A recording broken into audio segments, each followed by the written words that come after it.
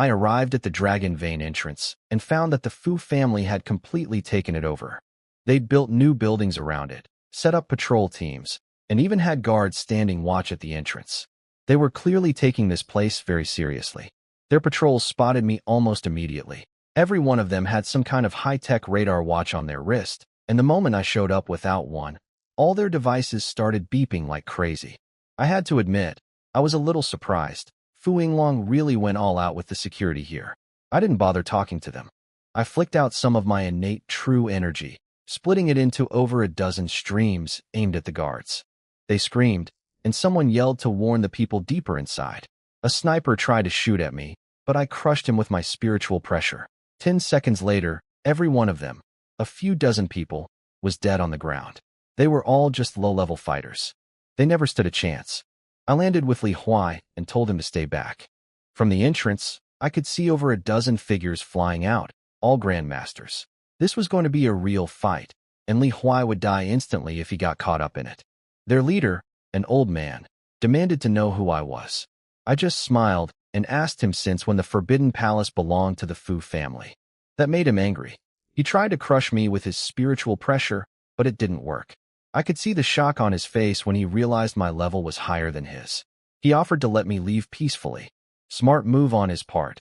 He knew that even with their numbers, killing a peak grandmaster would cost them dearly. But I wasn't here to walk away. I taunted them, told them to come at me all at once and stop wasting my time. They attacked together, combining their spiritual pressure.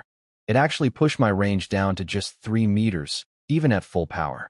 But the moment I released my mist form innate true energy around my body, their pressure meant nothing to me. I used the swimming dragon step and shot toward them like a blur. Their leader sensed something was wrong. He was right to worry. I reached one of their weaker grandmasters and hit him in the head with my 8 trigrams palm. His skull caved in instantly. 3 seconds later, I'd already killed a second one the same way. They panicked and huddled together in a defensive circle around their 3 strongest fighters. That was a mistake. I formed 10 drops of innate true liquid on my fingertips and launched them with penetrating force. They put up a thick wall of energy to block me, but my attacks punched straight through it like it wasn't even there. 6 grandmasters dropped dead. 4 others dodged the kill shots, but were badly wounded, basically useless now. Out of their original group, only 5 could still fight. 3 mid-level grandmasters, 1 low-level, and 1 beginner. Finishing them off was just a matter of time. The 3 remaining mid-level grandmasters realized how bad things had gotten for them. Over the past 10 years, the Fu family had built up about 20 grandmasters using the dragon energy, and I'd just killed half of them. They started arguing among themselves about who should go deeper into the dragon vein to wake up their elders. Each one wanted to be the one to leave. Really, they just wanted to escape. Finally, one of them said they should all go together since none of them could fight me anyway. They turned and ran toward the entrance. I didn't chase them. Instead, I looked at the remaining Fu family fighters, 2 who could still move and 4 who were badly hurt on the ground. I offered them a deal. Tell me what's going on inside the dragon vein, and I'd spare their lives. One of them, a middle-aged man at the beginner grandmaster level, agreed to talk. The other one called him a traitor, so I killed that one on the spot. The man told me useful things. Only grandmasters could enter the dragon vein. Besides the 3 who just ran in, there were 3 elders still inside. He didn't know Fu Yinglong's exact level since the old man had been in deep training for a long time. The 2nd and 3rd elders were probably at peak grandmaster or half step above. He also said the prisoners from the 4 great families had mostly stopped resisting after some were killed in the early years. And dragon energy only speeds up training. The real cultivation still uses spiritual energy. When he finished answering, I asked him a trick question about how many hairs are on a cow. He answered, a whole body of hair. I told him he was wrong. A cow has however many hairs I decide it has. Before he could respond, I put a finger through his skull. His answer didn't satisfy me, so he couldn't live. I finished off the 4 wounded ones too. I told Li Huai to follow behind me, but to run if things went bad. Then I flew into the entrance. It was a long underground tunnel, well built, with stone steps and brick walls lined with lamps. The old oil lamps had been fitted with battery-powered bulbs. I estimated I was at least 300 meters underground, and the passage kept going. Ancient emperors must have spent enormous resources building this. After flying for about 2 minutes, the tunnel opened up and I saw it. A massive underground cave with a golden lake in the center. 9 jade dragon heads lined the edges, each breathing out golden mist that condensed into droplets falling into the lake. So this was where all the dragon veins of the world came together. I spotted the 3 grandmasters who had fled. They were on the far side of the lake, standing near a small opening just big enough for one person. Strangely, I didn't see any of the imprisoned people from the 4 families anywhere. They noticed me too. I pulled out my black iron spear and flew at them. They scattered, but it didn't matter. Their speed was laughable compared to mine. I ran them down one by one, killing each with a single spear strike through the head. Then a voice boomed from inside the small tunnel. "You dare cause trouble at the dragon vein." A beam of energy shot at me. I blocked it with my spear, but the force pushed me back slightly. For a moment, I thought it was condensed innate true liquid, meaning they were at my level. But I quickly realized it was just dense mist form energy. If it had been true liquid, I would have been knocked back much farther. These 2 were half-step into the condensation realm. Strong, but not quite there yet. 2 figures emerged from the opening. The last surviving Grandmaster, Fu Qianyue, ran to them crying about how I'd killed everyone. The second elder was furious that 20-plus Grandmasters couldn't stop one person. The third elder studied me carefully. He asked if I was from the beast-taming sect, saying there was a 200-year agreement that their sect wouldn't invade Blue Star, and only 120 years had passed. He warned me that their elders would punish me for breaking the pact. When the third elder mentioned the beast-taming sect and a 200-year agreement, I was confused. I had no idea what he was talking about. He noticed my reaction and realized I wasn't from that sect. He asked if I came from somewhere else in the spirit world. That's when things clicked for me. I'd heard about the spirit world once before from Master Bison. Apparently, you can go there after reaching the Martial Gallbladder realm. The elder had said Blue Star Federation had a treaty with the beast-taming sect, preventing them from invading for 200 years. That meant the sect could travel between the spirit world and Blue Star. The only connection I could think of was the Rift World, where all those demon beasts lived. It made sense. The beast-taming sect controls beasts. The Rift World is full of beasts. The Rift World must be their territory. I told him I wasn't from any spirit world. I was born right here on Blue Star. My name is Yi Wudao, from the Yi family. The third elder narrowed his eyes. He figured I had to be from a branch family since I was only about 20, meaning I would have been a toddler when Fu Yinglong wiped out the 4 great families. He said I was talented enough to make history and asked why I'd risk my life for the main family's grudge. I smiled and told him he was wrong to assume I was from a branch family. I wasn't here to avenge the 4 families. I was here for my mother. After the Fu family destroyed the 4 families, they hunted down everyone connected to them. That hunt separated me from my mother for 13 years, and she nearly died. I had to settle that debt. He asked who my mother was. I told him it didn't matter. I was here for one reason, to kill every last member of the Fu family. He laughed and called me a frog in a well, saying I was foolish to think being half-step above Grandmaster made me invincible. I pointed my spear at him and said he'd find out soon enough whether I was a frog or not. The second elder lost patience and told the third to stop talking. Just kill me, then dig up my entire family tree and wipe them all out. They both flew up and hit me with their combined spiritual pressure.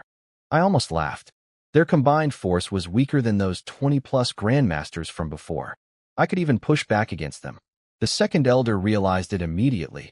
I wasn't just half-step above Grandmaster. I was at the condensation realm. I was curious that they knew about the condensation realm but had been calling it above Grandmaster this whole time. Were they hiding the truth or just pretending? I charged at them with my spear. Fighting 2 half-step fighters was much easier than fighting 20 Grandmasters. I could suppress both of them with my spiritual pressure and mess with one of them at key moments.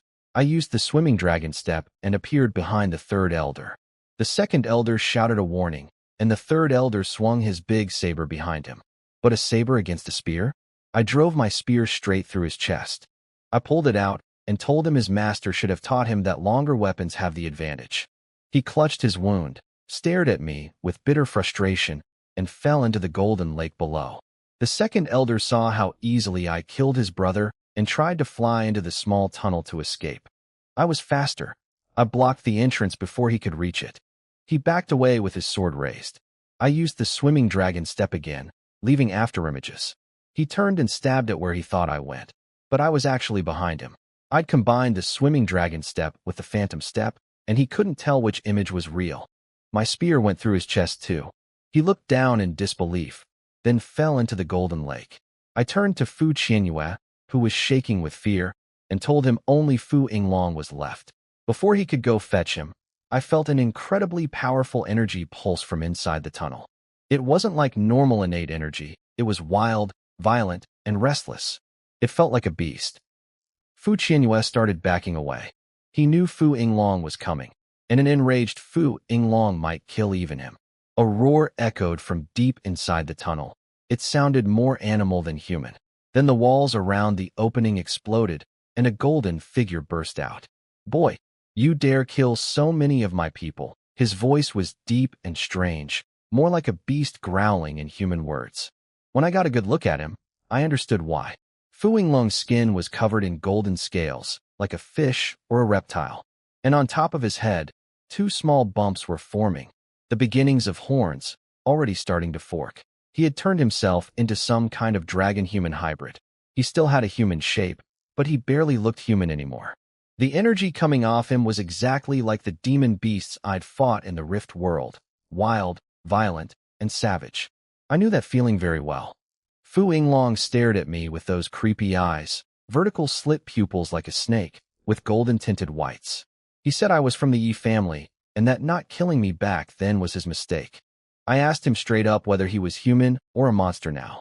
He laughed and got offended, saying he wasn't some lowly beast. He was a noble divine dragon with awakened dragon bloodline, and he was going to lead the Fu family to dominate the world. I almost rolled my eyes. Dominate the world? Master Bison alone could crush him. Fu Yinglong's aura was intimidating, sure, but it didn't give me that feeling of certain death like when I met Bison under Green Dragon Mountain. He attacked without warning, turning into a golden streak of light. He was fast, faster than my light smoke step, and he wasn't even using any technique, just raw power and physical strength. He used something called Dragon Claw Hand, coating his hands in thick golden energy shaped like dragon claws. I met him head-on, driving my spear into his palm. The clash sent me flying back over a dozen meters while he barely moved. That told me everything I needed to know. We were at similar cultivation levels, but his body was far stronger. My strength was around 3 million kilograms. His was at least 5 million. He blocked my black iron spear with his bare hand, and those scales on his skin were incredibly tough. He was surprised too. He realized I wasn't just at the beginner condensation level. I was much higher. He demanded I hand over my cultivation technique in exchange for my life. I told him he'd have to earn it. He bragged that even though his cultivation was only beginner condensation, he'd spent 18 years tempering his body with dragon energy, making it as strong as someone at the martial golden core realm. He said even a peak condensation fighter couldn't beat him. I hit him with my triple-layered penetrating force next. My spear slammed into his forearm. The impact shook my hands numb, but the penetrating force did get through to his body even though it didn't break his scales. They just turned white for a moment. He noticed my penetrating technique was different from anything he'd seen before. He was right. Normal double penetrating force wouldn't have affected his body at all given the strength gap between us. I told him his tough body didn't matter. His actual cultivation was only beginner condensation. He'd forced his way there with dragon energy. Besides his physical advantage, he had nothing. As long as I had enough innate true liquid, he'd die eventually. Penetrating force damages internal organs, and you need innate energy to resist it. I had more energy reserves than him. But then he laughed and reminded me where we were. He waved his hand, and golden mist rose from the lake below. He sucked it into his body, and I watched in horror as the white mark I'd left on his scales slowly turned golden again. He was healing himself. That massive golden lake had far more energy than everything stored in my core. If he could keep absorbing dragon energy, I'd lose a war of endurance.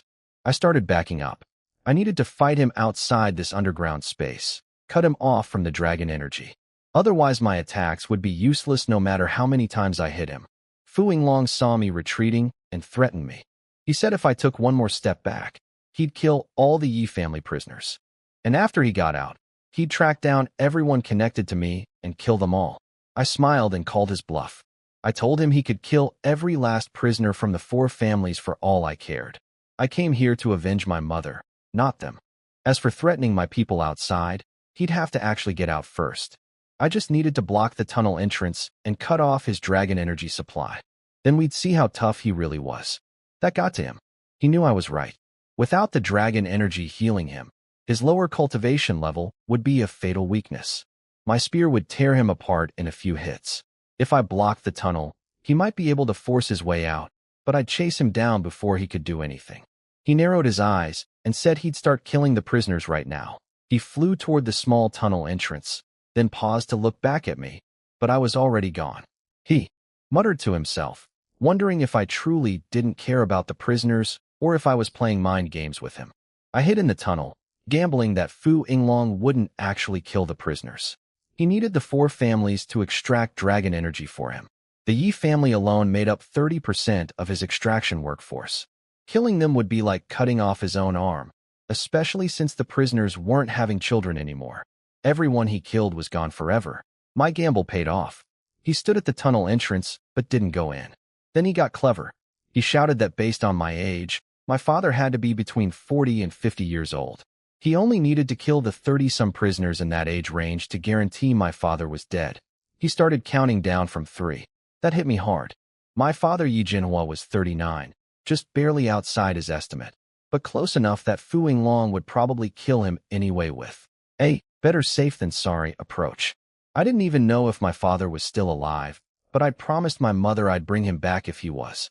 I didn't have any feelings for this man I'd never met, but bringing him home would make my mother happy. I was torn. Should I risk my life fighting Fu Yinglong head-on for a father I'd never known? Then I heard a scream. Fu Yinglong's scream. I crept to the tunnel opening and saw something incredible. Blood was seeping out from beneath his golden scales.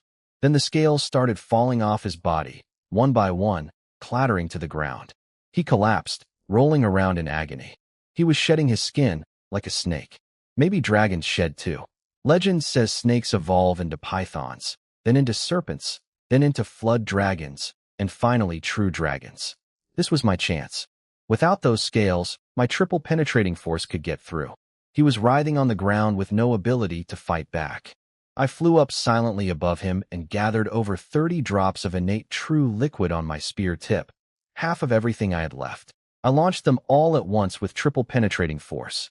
He sensed the danger and opened his eyes, but the pain made him too slow. He threw up a wall of mist energy to block, but my true liquid punched straight through it. All 30-plus drops slammed into his unprotected body. Without the scales, his flesh couldn't stop them. He coughed up blood mixed with pieces of his own organs. I dove at him with my spear. He jumped into the golden lake to heal. I changed course midair and stabbed him before he could submerge, driving him down to the lake bottom with my 4-meter spear. Then I flipped him out of the water before the dragon energy could repair him. He crashed onto the ground. Even with a hole through his chest near his heart, this monster stood back up. His body was unbelievably tough. Any normal grandmaster would be dead 10 times over. He started pulling dragon energy from the lake again to heal himself. I couldn't let that happen. I formed another 30 drops of true liquid, launched them with triple penetrating force, and charged at him, this time aiming for his head. The liquid hit him first, then I followed right behind, driving my spear point straight into the center of his forehead. The impact pinned him against the cave wall. His skull was so hard it didn't shatter, but my spear tip sank into the bone. Just to be sure, I pulled out a sword and cut across his throat. His body slid slowly down the wall. I let out a long breath. But then a golden dragon-shaped mist floated out of his corpse. It hovered above his head, almost like it was studying me. Fu Yinglong's voice echoed in my mind. Boy, just you wait. When I return as a true dragon, that will be the day you die. Then the golden dragon dove into the lake and vanished. I stared at the golden lake, knowing Fu Yinglong wasn't truly dead. He'd become something like Master Baisan. His spirit escaped even after his body was destroyed. I searched the lake over and over with my spiritual sense, but couldn't find that little golden dragon anywhere. Eventually I gave up. I collapsed on the ground, completely drained. Every last drop of innate true liquid in my core was gone. After all that fighting, All I managed to do was destroy his physical body. He turned into a golden mist dragon and disappeared. I thought my power at the advanced condensation realm made me unbeatable on Blue Star. What a joke. The first real opponent I met in the capital was this freak who'd spent 18 years toughening his body with dragon energy until it was nearly at the martial golden core level. If he hadn't started shedding his scales at that exact moment, I probably couldn't have beaten him. While recovering, I started thinking about the other two legendary masters. If they hadn't bothered fighting Fu Yinglong for the Dragon Vein, maybe they'd found their own ways to reach the condensation realm. Li Chenghua especially worried me. He'd created the Myriad Law Sect specifically to find breakthrough techniques. After 30-plus years, he could easily be at peak condensation or higher. I decided I couldn't go after the Myriad Law Sect until I reached peak condensation myself. After about 10 minutes, my energy was restored. I noticed the small tunnel and wondered why the prisoners inside hadn't reacted at all during the fight. I walked through and found another massive underground space. In the center was a huge formation array casting white light downward. A channel on the floor carried golden liquid from the lake outside. When the light hit the liquid, it turned into mist. That's how they extracted dragon energy. Then I saw them. Lining the walls were huge black containers, like shipping containers, each one connected to the formation's light. I opened the first one, and the smell hit me, a terrible stench of waste and rot. Inside were people, skin and bones, filthy, with matted hair mostly white from age. Their shoulder blades were pinned with thick meteorite iron nails, chained so they could barely move half a meter. They couldn't even lie down to sleep. I cursed out loud. These people had been treated worse than animals. I pulled out my black iron saber to cut their chains. The moment they saw the blade, they begged me not to kill them. 18 years locked in total darkness, and they still wanted to live. The human will to survive is something else. I told them I was here to rescue them, then started cutting chains. The meteorite iron was tough. Only my black iron saber could cut through it. Even worse, the iron nails in their shoulder blades had fused with their flesh over the years. It was horrifying. I freed the first group, about 20 people from the Hu family. They didn't know where the Yi family members were kept since each family was locked in separate containers. I called Li Huai to come inside, then started opening container after container. With each one I opened, my heart sank lower. I rescued over 40 Yi family members, but none of them were my father, Yi Jinhua. I opened the last container and asked immediately if anyone was Yi Jinhua. Silence. Then an old man looked at me. I asked if he was Yi Jinhua. He shook his head. I'm not Jinhua. Jinhua didn't make it. He died 3 years ago. I'm his father, Yi Daoming. I went quiet. All this fighting, all this effort to rescue people, and in the end, it was for nothing. My father was already dead. I looked at the old man and said softly, Grandfather, I'm Yi Jinhua's son. My name is Yi Wu Dao. I didn't have any real bond with the Yi family, but their blood ran in my veins. Calling him grandfather felt right. This wasn't the Yi family from Yi Jinshan's side that had given me trouble. These people meant me no harm. If not for the Fu family's massacre, I might have grown up as a pampered young master. Grandfather's eyes filled with cloudy tears. All he could manage was, good, good. Behind me, I heard Li Huai crying. He was on his knees in front of an old man, kowtowing over and over, calling out, Father. His father stroked his head and murmured, Little Huai, you're alive. That's enough. That's enough. I sighed quietly watching them. Li Huai's father was surrounded by the aura of death. He didn't have long, but at least Li Huai got to see him one last time. That was more than I got. I never even saw my own father's face. I couldn't move these people right away. After 18 years trapped in those boxes, their bodies were too weak. They needed time to stretch before they could walk the several-kilometer-long tunnel out of here. While waiting, I talked with Yi Kailan, one of the elders. He told me my father Yi Jinhua died 3 years ago. Yi Mingyuan's father died 5 years ago. When Fu Yinglong took over 18 years ago, he killed all the grandmasters from the 4 families and dragged everyone else down here. Over 1,000 people, both main and branch family members. Now fewer than 300 were left. 3/4 had died during captivity. The younger ones with lower cultivation died first because the dragon energy extraction drained their life force. The Fu family fed them once a day and cleaned the containers once a day too, not out of kindness, but to keep them alive longer. In the early years, Two plagues broke out from the filth, killing many, so the Fu family started cleaning more often. I asked Yi Kailan why Fu Yinglong could directly absorb dragon energy from the Golden Lake when supposedly only the four families could extract it, and how had he turned into that golden dragon after I killed him. Yi Kailan asked if Fu Yinglong had golden scales. When I confirmed it, he took a sharp breath. He explained that Fu Yinglong had managed to fuse a trace of divine dragon bloodline into himself. Each time those scales shed, the bloodline grew stronger. Once the scales fully shed and the dragon-like features disappeared, it would mean the bloodline was complete. By killing Fu Yinglong's body, I'd actually let his dragon bloodline protect his soul.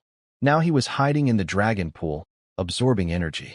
Given enough time, he could become an actual dragon. This blew my mind. Yi Kailan explained that the four families could extract dragon energy precisely because they carried divine dragon bloodline. The so-called dragon veins in the earth existed because a drop of divine dragon blood once fell on this land long ago. The four families' ancestors happened to live where it landed and absorbed some of it. Ancient emperors later built this underground gathering place to consolidate the dragon energy, and some even tried absorbing it themselves, but they all failed and became half-dragon monsters who died during the shedding process. One ancestor from the four families did succeed over 1,000 years ago and ascended to the spirit world. I asked what we could do. Could we destroy the formation array? Yi Kailan said it was built by an ancient imperial advisor using a lost technique from the Chimen Duanjiao arts. Without someone who knew that art, it couldn't be broken.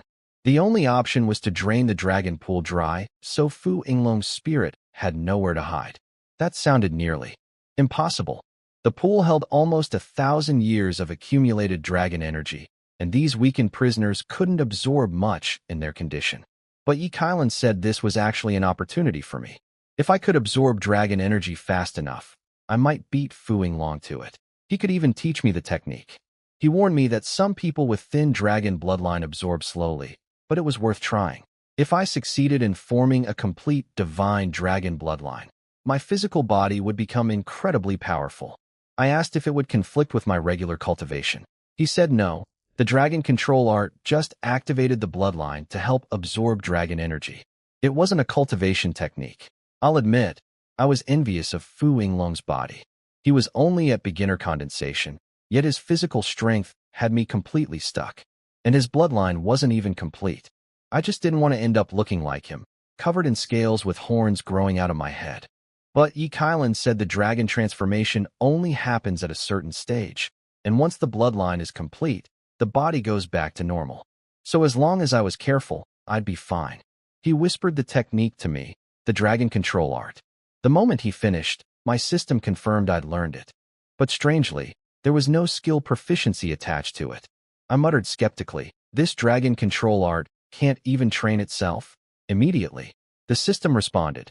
The dragon control art felt challenged by my doubt and increased its absorption efficiency by 1 strand per minute. My eyes lit up. So this technique responded to motivation. Time for my specialty, the PUA method. Dragon control art, are you even trying? You can't even auto-train? Look at your seniors, they're embarrassed for you. Dragon control art. You're kind of slow, aren't you? Dragon control art, not bad. Keep pushing. I kept needling and encouraging the technique while practicing it. Within about 15 minutes, the absorption rate shot up to 640 strands per minute. Yi Kailan watched me with growing shock. At first, only a single strand of dragon energy drifted toward me. Then 2, 3. Within minutes, I was completely engulfed in dragon energy. It was pouring into my body like I was some kind of magnet.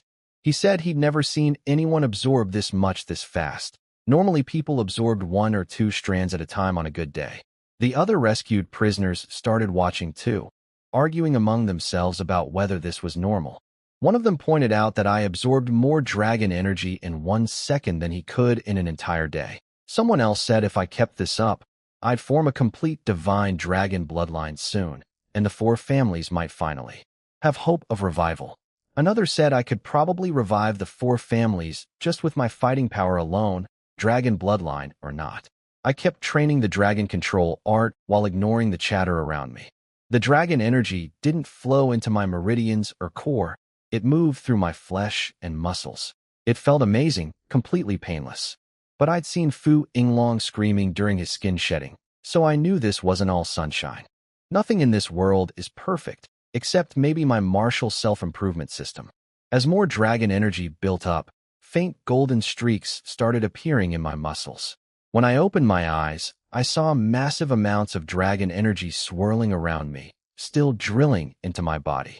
Even though I'd stopped actively cultivating, Yi Kailan was amazed. I just told him my dragon bloodline must be very pure. I wasn't about to explain the self-training system. I hadn't even told my mother about that. I called Li Huai over and gave him instructions. I'd killed every Fu family grandmaster in the Forbidden Palace, but I didn't know if they had more elsewhere. I told him to take my gold Demon Slayer badge and bring guards to protect the Dragon Vein entrance.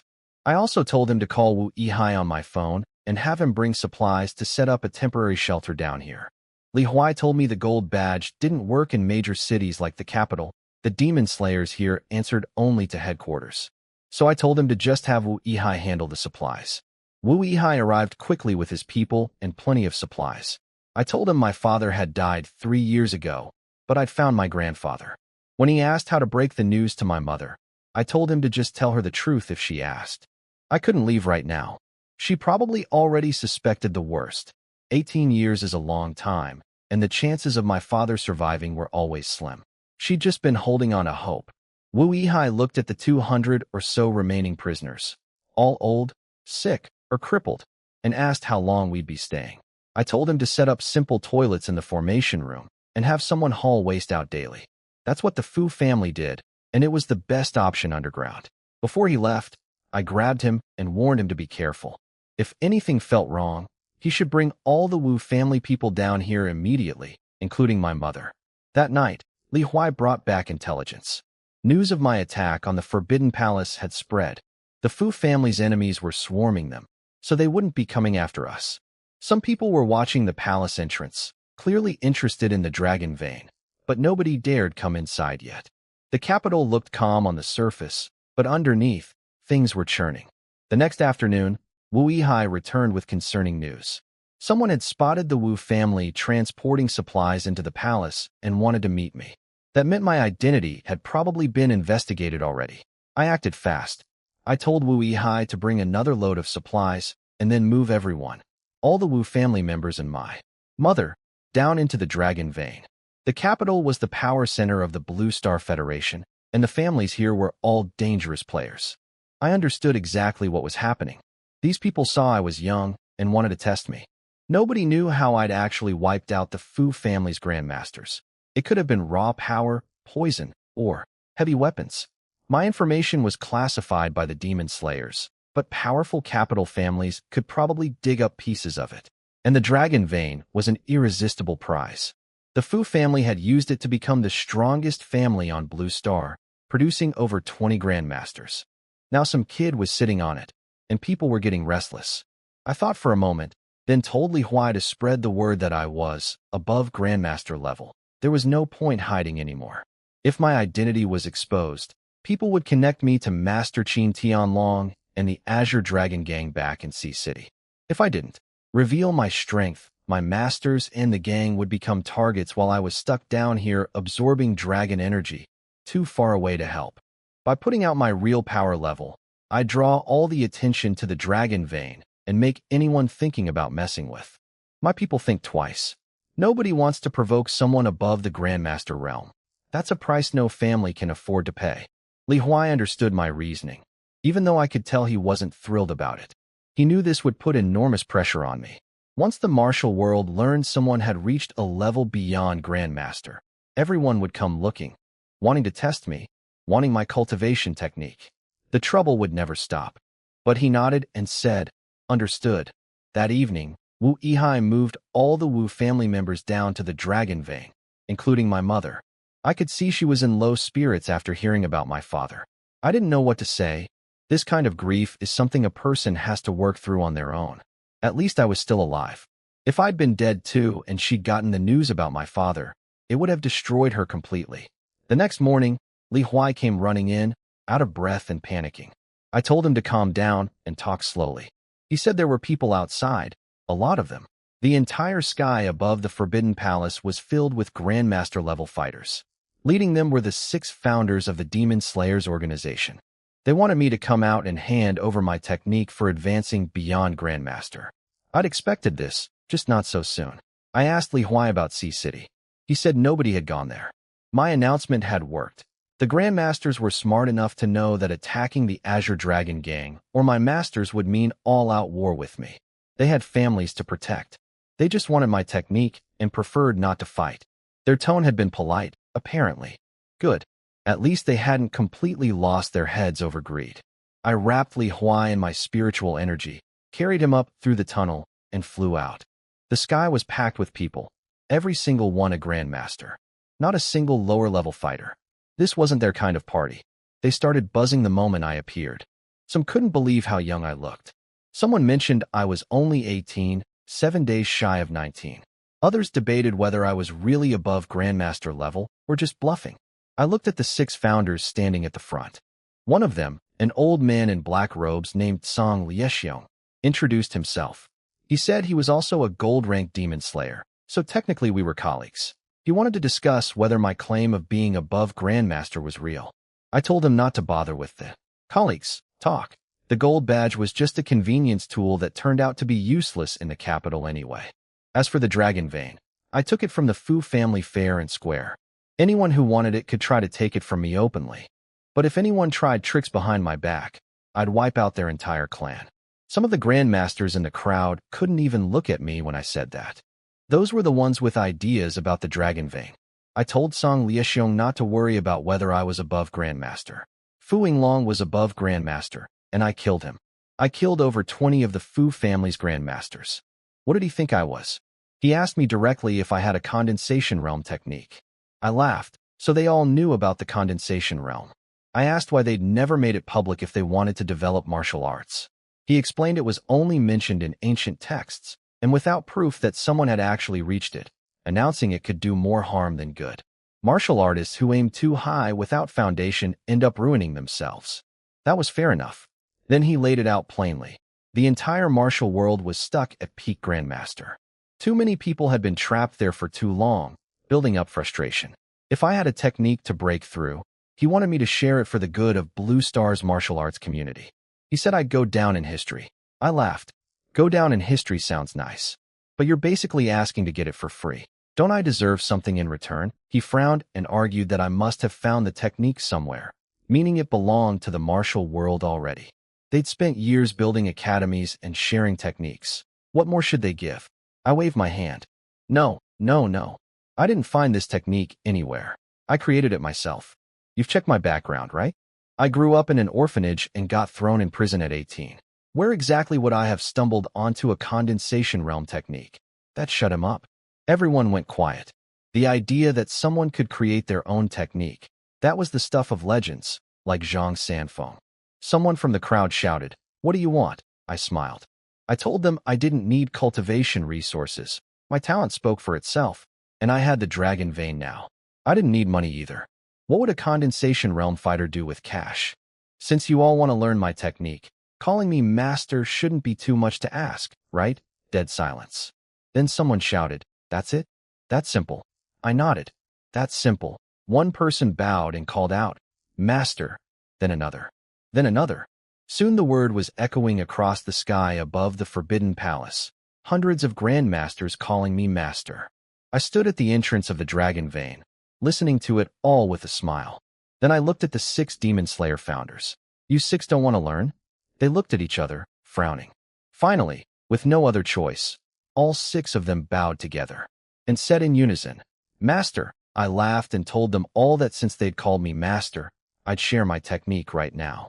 I said my technique was called the Myriad Fusion Art, created by combining multiple martial arts into one. But there was a catch. To practice it, you first had to master the Chaos Origin Art.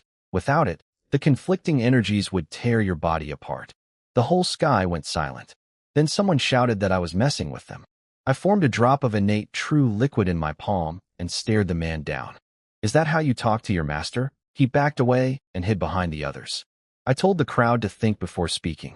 My temper was short, and if someone pushed me too far, I'd kill their entire family. To prove my point, I fired the true liquid into the ground with double penetrating force. The explosion left a hole over a meter wide and impossibly deep.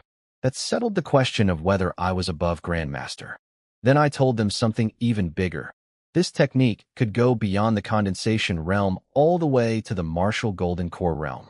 Some of them recognized that name from ancient texts. The crowd erupted in discussion. Someone mentioned that golden core masters could live over 1,000 years. Others brought up the spirit world and the beast-taming sex treaty. It turned out most grandmasters already knew about the rift world and the beast-taming sect. It wasn't exactly a secret in their circles. When they calmed down, I recited the entire myriad fusion art from start to finish, one time only. I wasn't worried about giving it away because the foundation was the chaos origin art, and nobody could practice that. Throughout history, not a single person had succeeded. I only managed it because my system controlled the conflicting energies inside my body. These grandmasters were sharp, though. They quickly identified over 10 different martial arts woven into my technique. The limitless art, the sea-swallowing art, the northern darkness divine art, and more. They could see it was a genuine fusion, not something I'd made up on the spot. Some of them even sensed the path to the condensation realm within the technique. I was actually impressed by their analysis. Then someone politely asked how the chaos origin art actually worked. I told them honestly, I didn't know why they couldn't practice it. For me, the two types of energy just ran through my body without interfering with each other. But to prove it was real, I held out both hands. My left hand formed true liquid from the myriad fusion art, a complex mixture of different energy types. My right hand formed true liquid from the Tai Chi Heart Sutra, pure, but with a distinct yin-yang quality. Two completely different energies, coexisting in one body. I held them there for about 5 seconds and asked if they understood now. After a long pause, someone sighed and flew away. Then another. Then more. Every single one of them had studied the chaos origin art before. They all knew what it was supposed to do, and they all knew nobody could make it work because having two conflicting energies inside your body was fatal. Seeing me actually do it just confirmed one thing in their minds. I was physically unique. If everyone fails except one person, that person must be special. They left one by one, sighing about wasting their time and accidentally becoming someone's student for nothing. Some muttered about going home to study the chaos origin art more, though they'd already spent decades on it without results. In a quiet corner, I noticed a white-robed old man watching me before leaving. He murmured something about needing to find a different technique. I filed that away in my memory. I turned to the 6 Demon Slayer founders. 5 of them excused themselves, saying they needed to get back to guarding the rift. Song Liexiong stayed behind when I said I had some questions for him. Li Huai watched the whole thing in amazement. He'd expected a bloodbath today, me killing a few people to scare the rest into submission. Instead, I'd solved everything without a single fight. I gave away a technique nobody could use, and got hundreds of grandmasters to call me master in the process. Song Liexiong walked over and said he already knew what I wanted to ask, the spirit world and the beast-taming sect. I told him I had more questions than just those. My first question was why Blue Star's martial arts techniques had been lost. He said it had nothing to do with Blue Star itself. All the rumors floating around were wrong. The real reason was that the spirit world didn't want us advancing that far. That caught me off guard. He explained that the spirit world was overcrowded and running low on resources. A martial golden core fighter could live over 1,000 years, and after ascending to the spirit world, they'd consume spirit world resources. Blue Star wasn't the only world connected to it either. There were other realms too. So about 3,000 years ago, the spirit world cut off our world. They severed the connection, drained our spiritual energy, and sent people down to destroy every sect's cultivation manuals. That's the real reason our techniques were lost. It all came down to too many people fighting over too few resources. Then I asked about the beast-taming sect and the rift world. Song Liexiong held his hands one above the other to explain. The bottom hand was our world, the top was the spirit world. To travel between them, you had to tear through space and survive something called void turbulence, which destroys your body in less. You're at least martial golden core level. The rift world was different. It wasn't our world or the spirit world. It was a pocket dimension, a separate space created by some ancient powerful being, floating through the void. Somehow, this pocket dimension crashed into our world and got stuck, creating a permanent connection. That's why the beast-taming sect could reach Blue Star through it, and why we could theoretically reach the spirit world the same way. He told me more about what happened over 100 years ago, when the spatial rift first appeared and spiritual energy started returning to Blue Star. 10 grandmasters went to explore the rift world's depths. The expedition was led by Du Yuan, one of the current 3 legendary masters. The 6 Demon Slayer founders, including Tsang Liexiong himself, were also part of the group. They ran into a small training squad from the beast-taming sect, just 4 disciples. 10 grandmasters against 4 students, and they got destroyed. 2 died, 8 were wounded. They barely escaped back to Blue Star and immediately launched nuclear weapons. The nukes killed those 4 disciples, but then the sect sent an elder who tanked 3 nuclear strikes before retreating with heavy injuries.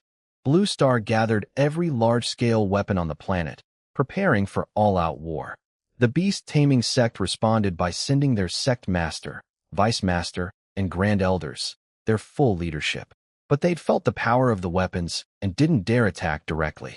Instead, both sides negotiated. They signed a peace treaty, 200 years of non-aggression. But the key detail was what happened after those 200 years. The sect couldn't send elder-level fighters or above, and Blue Star couldn't use nuclear weapons. It would be a war between ordinary sect disciples and Blue Star's martial artists. I asked why Blue Star would agree to such terrible terms. He laughed bitterly. They had no choice. The sect master and grand elders were completely unbothered by nuclear weapons. The nukes barely slowed the sect master down. Nuclear weapons only worked against elder-level fighters and below. However, the radiation damaged the foundations of weaker cultivators, and more importantly, the sect master mentioned that creating too much death would bring heavenly tribulation, which could kill even him. So the sect master didn't dare massacre Blue Star's population either. Now I understood the full picture. Both sides were afraid of each other. Blue Star feared the sect's top fighters who could ignore nukes and slaughter at will. The sect feared that mass killing would bring divine punishment. Neither side could afford to go all in, but the treaty favored the beast-taming sect. They knew Blue Star had lost its cultivation techniques.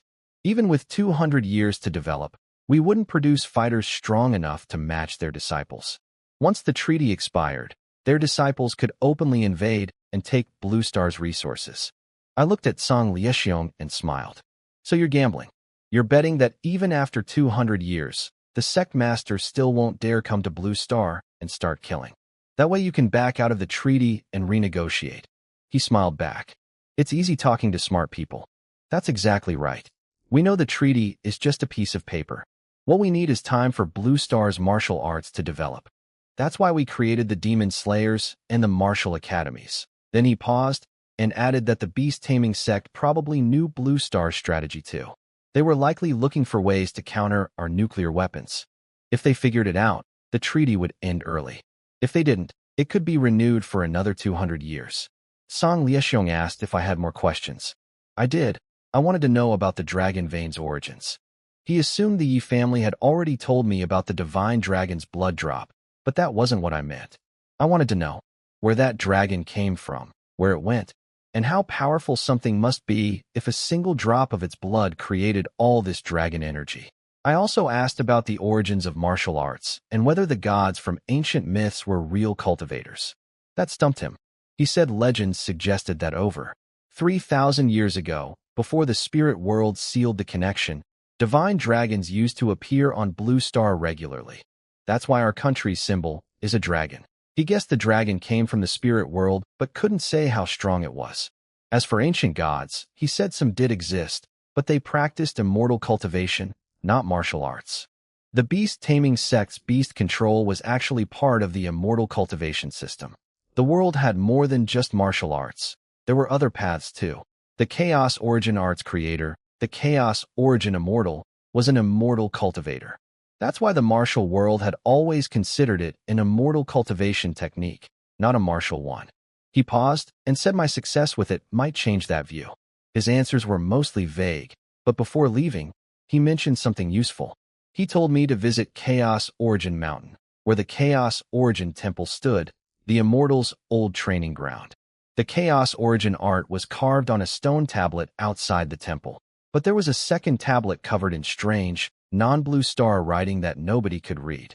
Since I'd mastered the Chaos Origin art, maybe I could understand it. That actually interested me. I told him I'd check it out when I had time. After he left, I headed back underground with Li Huai. Back in the Dragon Vein, I got straight to training. Everything had been resolved smoothly, no blood spilled, questions answered, and nobody would dare bother me for a while. My top priority was draining the dragon pool before Fu Yinglong could absorb enough energy to become a real dragon. The next day, Li Huai brought me his phone with news articles loaded up since there was no signal underground. The headlines were all about me.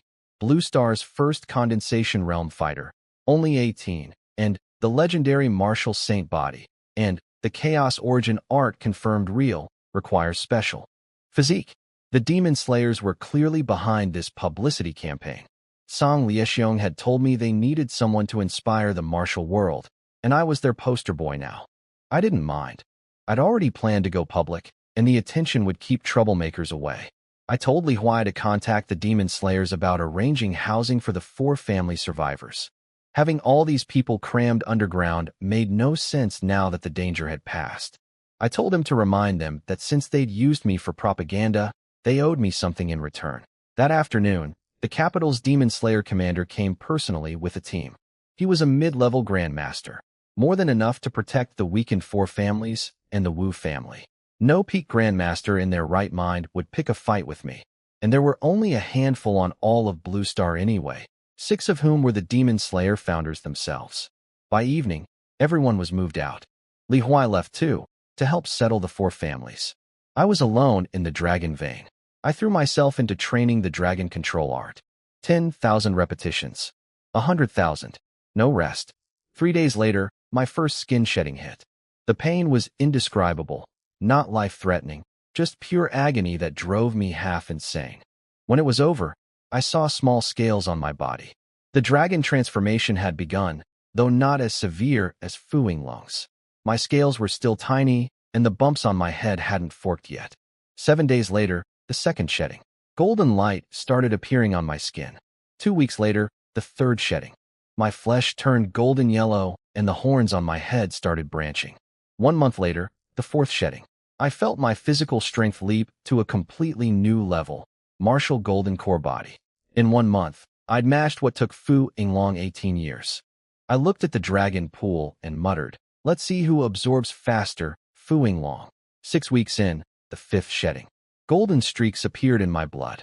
2 months, the 6th shedding. The gold in my blood grew deeper, and actual horns grew from my head.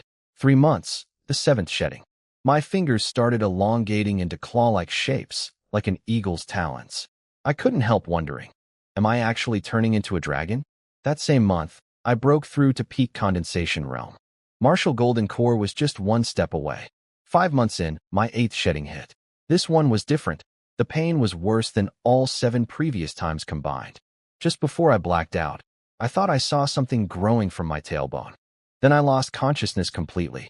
When I woke up, my body was covered in large, brilliantly glowing golden scales.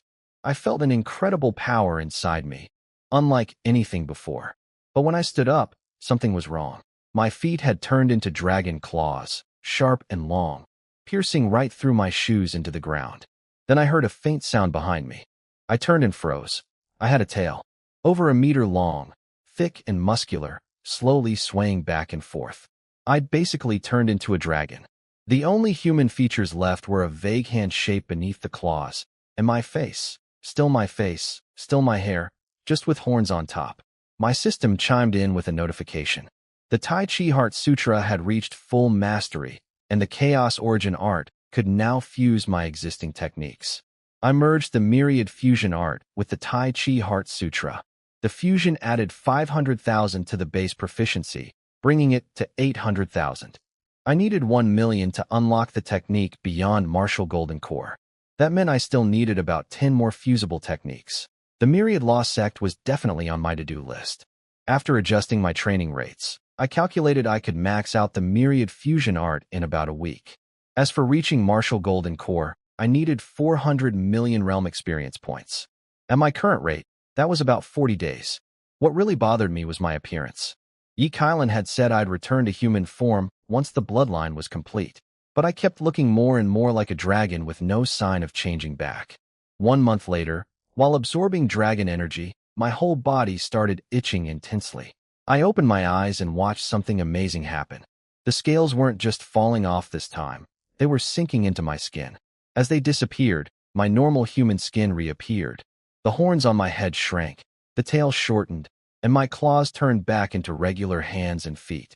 Then a burst of golden light exploded from my body and hit the cave wall. 3 system notifications appeared. I'd successfully condensed a divine dragon bloodline, gaining a state called Dragon Transformation. The 1% dragon bloodline permanently doubled my physical strength. The dragon transformation could be activated at will for another doubling on top of that. I ran the numbers. At peak condensation, my base physical strength was about 5 million kilograms. The bloodline doubled that to 10 million, officially entering martial golden core body level. Fu Yinglong's body had never truly reached that threshold. In dragon transformation mode, it would double again to 20 million, roughly equal to a beginner martial golden core fighter's full power. And this was only 1% bloodline. I couldn't imagine what higher percentages would do, let alone what the original divine dragon's body must have been like.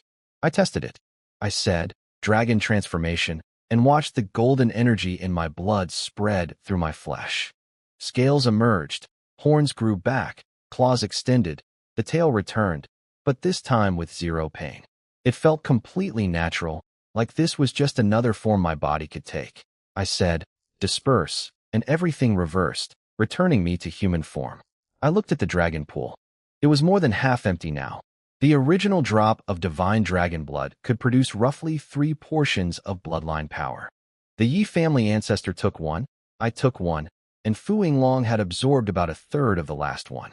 With all the extraction over the years, less than 1/5 remained. 1 more month and I'd drain it completely. Then Fu Yinglong would have nowhere to hide. 10 days later, while absorbing dragon energy, I felt it. The breakthrough to martial golden core was coming. The innate true liquid inside me started spinning, forming a vortex in my core, compressing tighter and tighter. The pressure felt like it would burst my core apart, but it held right at the edge. A tiny golden point of light appeared at the center. It started needle small, then grew to the size of a bean as it absorbed all my true liquid. Then boom. A deep resonance shook my entire body. A perfectly round golden pill materialized in my core, marble-sized, gleaming with soft golden light. Power surged from the golden pill through every meridian. My channels widened several times over. My bones cracked like thunder. Every muscle trembled. My blood boiled. This wasn't just getting stronger. It was an evolution of my entire life form. When everything settled, I opened my eyes and 2 beams of golden light shot out, punching finger-sized holes in the rock. Wall across from me, I gathered energy in my palm. Golden chi now, not the white innate energy from before. I shaped it into a golden flying blade with my spiritual power and launched it at the wall. It cut through solid rock like tofu, barely making a sound. Golden core chi could be molded into any shape and held that form even after leaving my body. Innate energy could only leave in its raw state. This was an entirely different level of power. I played around with my new golden core chi for a while. I could shape it into any weapon, swords, spears, daggers. I even formed it into a spear and found I could channel my triple penetrating force through it. That meant I'd never be unarmed again. I called out to Fu Yinglong 1 more time, telling him that even if he'd completed his dragon transformation, he couldn't beat me now. No answer. I stared at the tiny puddle of dragon energy left in the pool. A bad feeling crept over me. I decided to absorb every last drop to flush him out. 18 days later, the pool was completely dry. The formation still pulled traces of dragon energy from the earth, but after 1,000 years of extraction, there was almost nothing left, not even enough to form liquid. I scanned the entire underground space with my spiritual power over and over. Nothing. No trace of Fu Yinglong anywhere. I tried a trick, walked toward the exit, then shot back at full speed to catch him if he came out of hiding. Nothing. I tried it twice. Still nothing. My conclusion: he'd escaped, probably through the formation's connection to the Earth's dragon veins. I'd miscalculated. Before leaving, I used my golden core chi to slice chunks of rock from the walls and completely collapse the tunnel, sealing the entrance. The formation was still running and would slowly gather dragon energy again, maybe enough to refill a small pool in a few decades. I'd leave that for whoever came along next. For now, I just needed to make sure nobody could get in. Li Huai was waiting at the surface. I told him Fu Yinglong had gotten away. He noticed I looked different and asked about his meridians. He told me they'd healed 3 months ago, and he'd already trained back up to peak body tempering, close to breaking into the postnatal realm. I asked about his research on Li Chenghua and the Myriad Law sect. He said information was scarce, much scarcer than what he'd found on the Fu family. Li Chenghua hadn't appeared publicly in nearly a decade. They couldn't even determine how many grandmasters the sect had. But he'd found one disturbing detail. The Myriad Law sect had been adopting young girls from orphanages for years. Rumors said Li Chenghua was practicing something called the Yin-Yang Harmony Art, using those girls as cultivation vessels to boost his own power. The sect was called a demonic faction for good reason. I filed that away and told Li Huai we should head back. He updated me on everything while we flew. The 4 family survivors had mostly recovered physically, but 7 or 8 dozen had died after being unable to adjust to life outside. Only about 100 remained. The Wu family was stable. Wu Yihai was running things, and my mother had moved back to the Wu residence. She'd come out of her grief and was spending her time caring for my great-grandfather. The Azure Dragon Gang was now the top force in Sea City, and my disciple Wang Zijian had talent. He'd already reached postnatal entry level. Then Li Huai mentioned that my second master, Hu Lianfeng, had gone missing. That stopped me cold. He was supposed to be at Sea City's first prison. How could he go missing? Li Huai explained that Master Qin had sent word. They'd been hunting demon beasts near the canyon in the Rift World. Everyone was supposed to return at dawn, but Second Master never came back. Master Qin and the Sea City Demon Slayer commander went searching together. No body, no trace. They even checked the desert. He'd just vanished into thin air. The strangest part was the timing. People saw him during the first half of the night, but by the second half, nobody could remember noticing him. There'd also been an earthquake near the canyon that night, creating a small crack in a nearby mountain. Master Qin checked it, but the crack was too narrow for an adult and too far from where Second Master would have been. I told Li Huai I'd go back and investigate when I had time. We arrived at the Wu family compound. I went straight to see my mother. She was in good spirits, chatting happily and pulling me around. She seemed to have moved past my father's death, though I caught a flicker of sadness whenever his name came up. I sat down to eat the meal she'd cooked for me, feeling warm inside. Then a loud, arrogant voice boomed from above the compound. "Is Yi Wu Dao here? My sect master invites you for a visit." My eyebrows drew together. I looked at my mother's worried face, patted her hand, and told her to wait inside. I walked outside and looked up. The Wu family members were already pouring out of their rooms, buzzing with talk. Ever since my name had spread, nobody dared disrespect the Wu family. Business had doubled in recent months. So who had the nerve to show up and make demands like this? People were whispering that the only group bold enough to challenge me was the Myriad Law sect. But even so, I was supposed to be the strongest person on Blue Star. Coming here with that attitude was practically begging to die. I looked up at the middle-aged man floating above the Wu family compound. His arrogant tone annoyed me. I told him his sect master should have taught him some manners when asking someone for a meeting. Then I slammed him out of the sky with my spiritual pressure, cratering the courtyard floor. He couldn't move under my power. He said he was an elder of the Myriad Law sect, and that his sect master wanted me to visit Myriad Law Mountain. I put my foot on his head and asked him if he understood what the word invite meant. He kept repeating his message like a robot, then threatened that his sect master wouldn't forgive me. He added that I shouldn't think the condensation realm made me invincible. That caught my attention. I eased the pressure slightly and asked if his sect master was also at the condensation realm. He said no. His sect master was stronger than condensation. I rolled my eyes. He was just trying to scare me. Then I sensed someone else watching from a distance.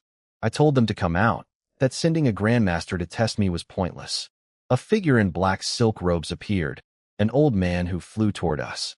He looked at his elder pinned under my foot and said I was being disrespectful to his people. Li Chenghua, the sect master of the Myriad Law sect. I'd heard plenty about him. He said he'd wanted to find me earlier, but had been in closed-door training. We'd both come out on the same day. He called it fate. I told him it was convenient, since I would have gone looking for him soon anyway. We had accounts to settle. I stomped down and killed the elder right in front of him, then shouted for all the Wu family members to get inside. Li Chenghua frowned. He said he'd only come to discuss cultivation techniques, and killing his man in front of him was disrespectful. He asked what grudge we could possibly have. I told him we had no personal history, but he had unfinished business with my master. He knew about all three of my masters from his investigation: Qin Tianlong, Hu Lianfeng, and Zhang Hanquan. He dismissed them all as nobodies he'd never crossed paths with. I smiled and told him some things had been buried for years. My second master, Hu Lianfeng, was actually a registered disciple of the Carefree sect's technique-passing elder. Registered disciples weren't recorded in official documents, so he'd never have found that connection. His eyes lit up with understanding. He realized I was the Carefree sect's successor, here to settle old debts. I confirmed it.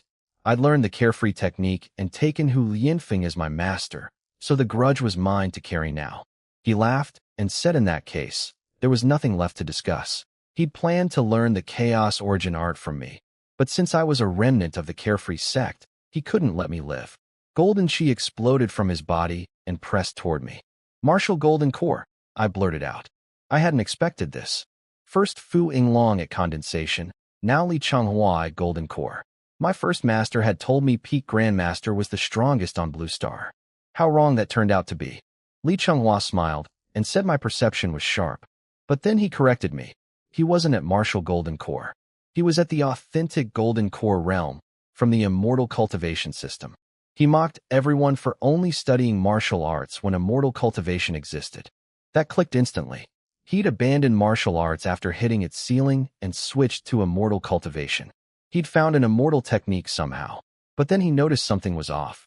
His Golden Core Qi wasn't affecting me at all. His eyes widened as he realized I was also at Golden Core level. I released my own Golden Core Qi and blasted his away. I told him his talent was genuinely impressive, reaching Grandmaster through martial arts, then switching to immortal cultivation and reaching Golden Core when all techniques had been destroyed. Under different circumstances, he could have been a legendary genius. Then I started walking toward him, pressing forward step by step.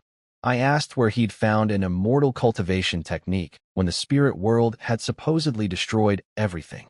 And if he was already at Golden Core, why bother coming to learn the Chaos Origin art from me? Also, his Golden Core Qi felt weak. Was immortal cultivation naturally weaker, or was his Golden Core fake? That last question hit the mark. He started backing away. He knew he wasn't truly at the Golden Core realm. He was at what they called the false core stage. That's why he'd come looking for the Chaos Origin art in the first place. The moment I deflected his Qi, he knew he couldn't beat me. Then he turned and ran. Just like that, full speed, no hesitation. I'd expected at least a fight. Instead, the sect master of the Myriad Law sect just bolted. I snorted and chased after him. He couldn't outrun me.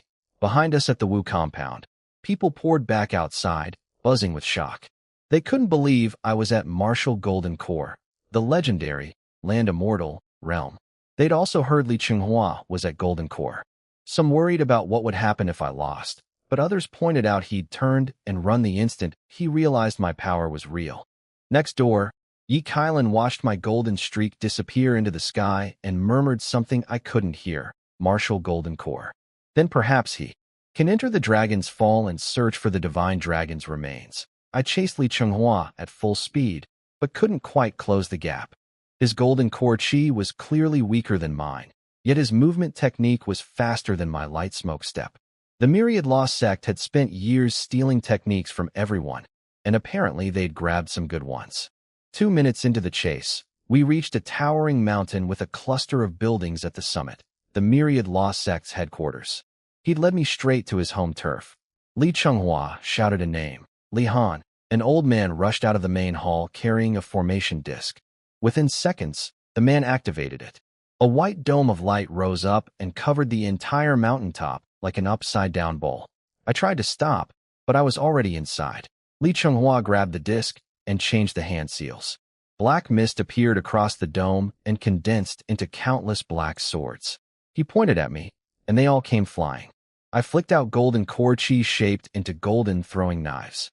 The sky above the sect erupted with the sound of metal clashing against metal. I shattered his black swords, but new ones kept forming from the mist. It was endless. I realized the problem. This formation, the Black Phantom Sword Array, drew power from the natural energy of heaven and earth. Li Chenghua was just directing it with the disc, spending nothing. I was burning through my own golden core chi to fight back. In a war of attrition, I'd lose. I needed to either break the formation or kill the person controlling it. Since I knew nothing about formations, I chose the second option and dove straight at Li Chenghua. He shifted the hand seals, and hundreds of black swords formed a wall between us. I shaped my chi into a massive golden blade and launched it with triple penetrating force. It smashed through dozens of swords, but only lasted 3 seconds before the sheer volume overwhelmed it. Li Chenghua laughed. He taunted me, saying his black mist was infinite, and asked what I could possibly do against it. I smiled back. Don't think having a formation makes you invincible. More swords came, over 100 this time.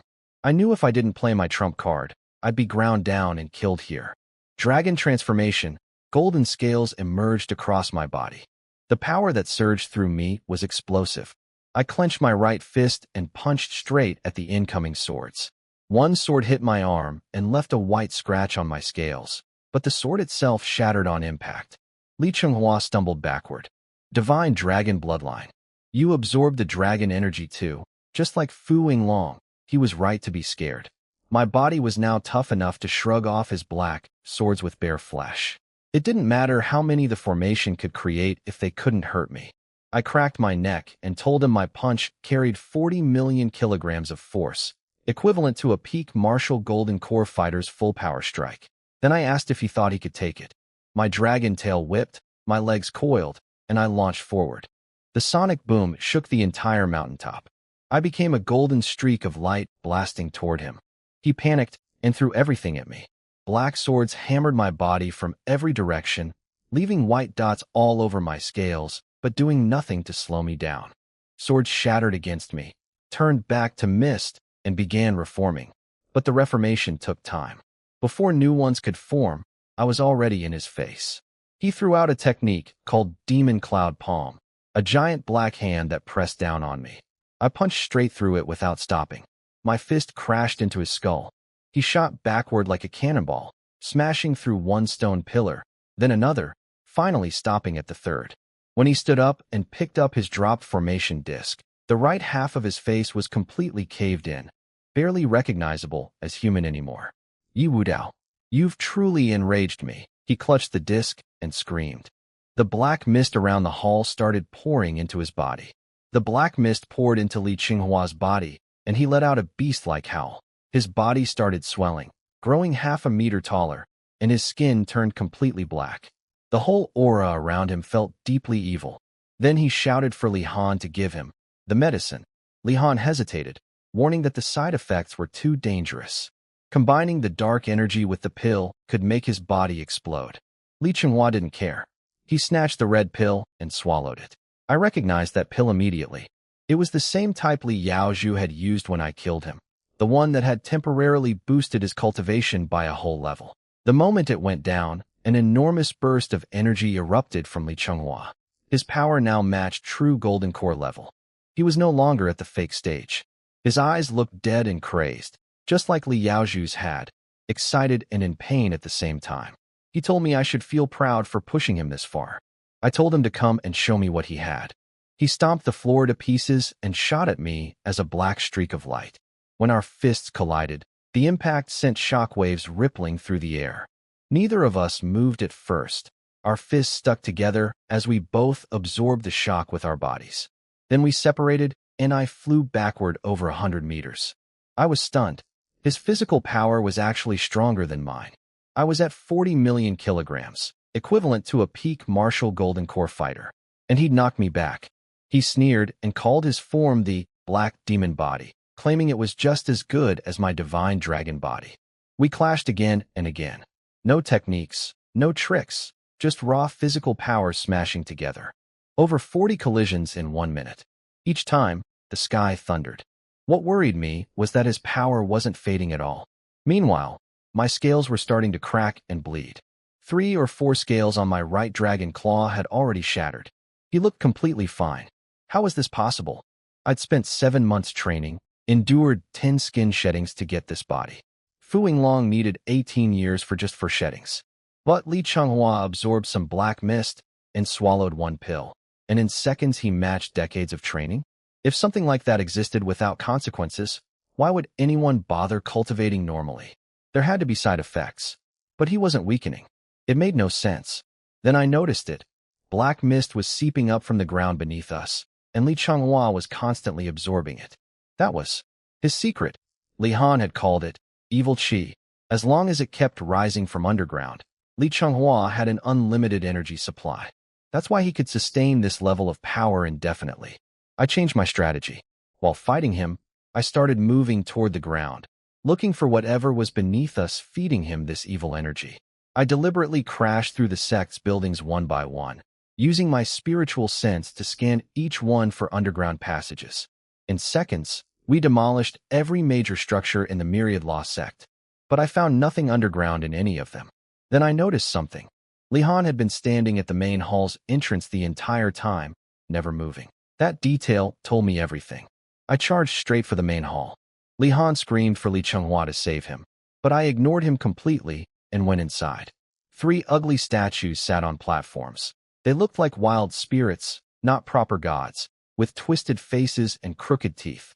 My spiritual sense detected a hidden tunnel beneath the statues. I grinned, punched straight through the platform, and the statues shattered. A dark hole opened up at my feet. Li Han shouted a warning. Sect Master. He's going to destroy the evil energy gathering place. Li Changhua yelled back that he could see that. He'd figured out why I'd been weaving through the buildings. I wasn't running from him. I was searching. I dove into the hole. Li Changhua ordered everyone to guard the entrance and jumped in after me. I flew down the tunnel as fast as I could. I knew the evil energy gathering place was at the bottom, and I needed to destroy it to cut off Li Chenghua's power supply. The deeper I went, the worse it felt. After reaching Martial Golden Core, I could sense things I couldn't before, like the overwhelming wave of resentment and misery that hit me. It was accompanied by a bone-deep cold that didn't come from temperature, but seemed to chill my very soul. Then I saw a faint orange-red glow ahead. When I reached the source, I froze. Hundreds of small faces stared up at me. The underground cavern was packed with over 1,000 young girls, all chained by their hands and feet to the cave walls. They wore thick padded coats, but were still shivering violently. In the center of the cave, a black formation array was actively draining the life force from these children. Some of them lay on the ground, barely alive. Something inside me snapped. Li Changhua, you piece of garbage. Using children as the core of your formation. You sick animal. I pulled out my black iron spear and started smashing the formation with everything I had. Li Changhua arrived right behind me, screaming at me to stop. I screamed right back and kept hitting.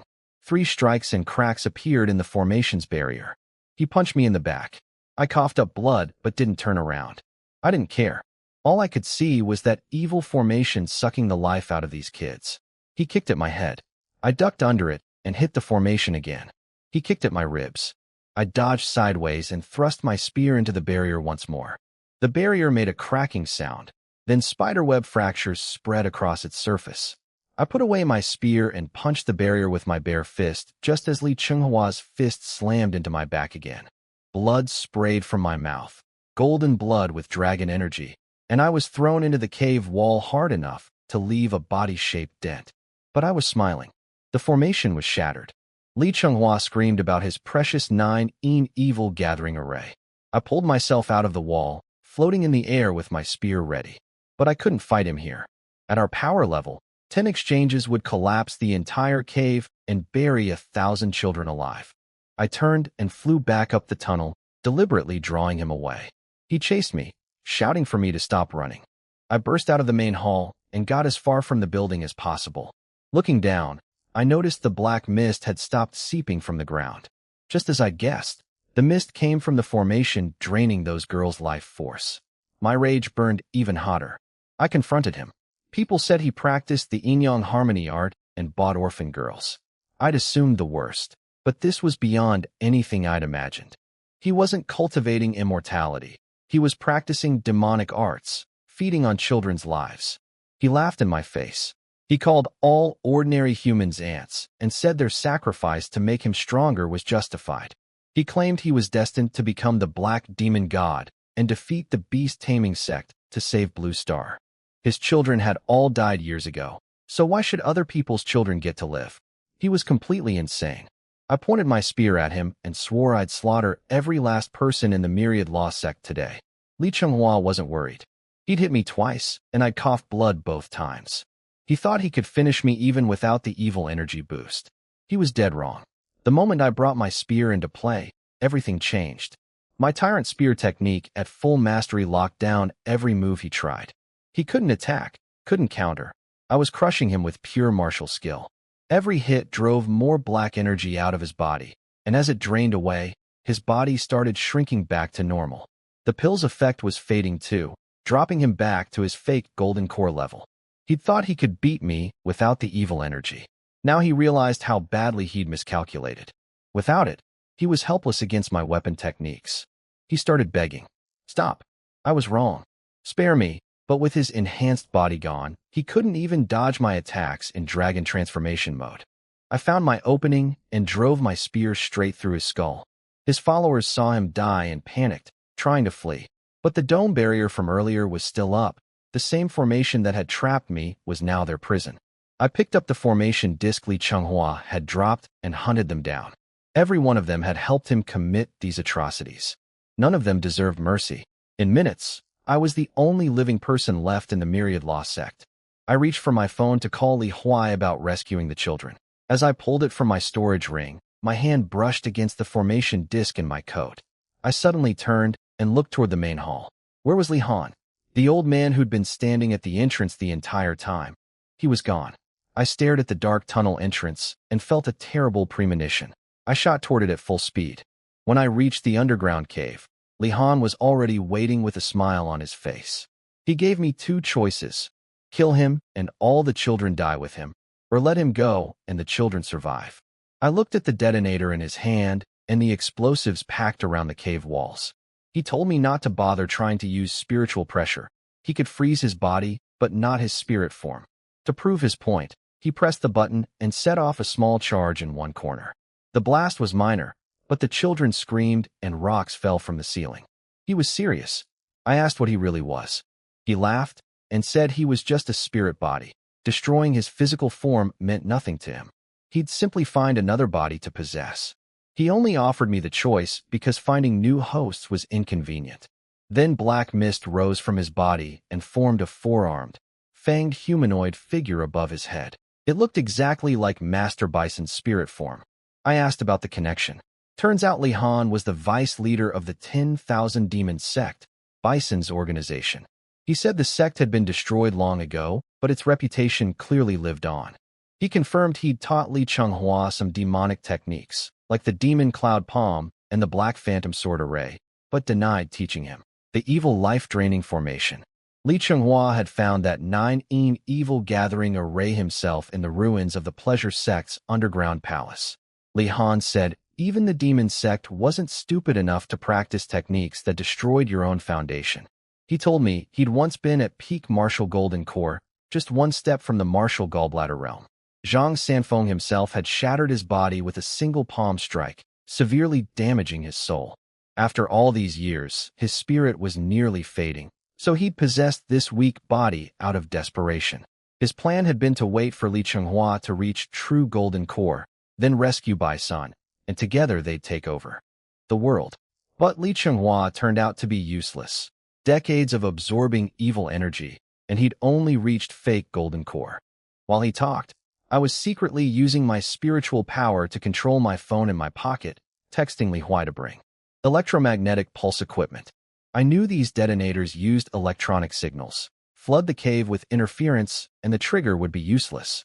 Li Han grew impatient and demanded I choose. I stepped aside and told him to go. He walked past me into the tunnel, and I followed. He wasn't worried about me being behind him. His detonator had a range of several kilometers.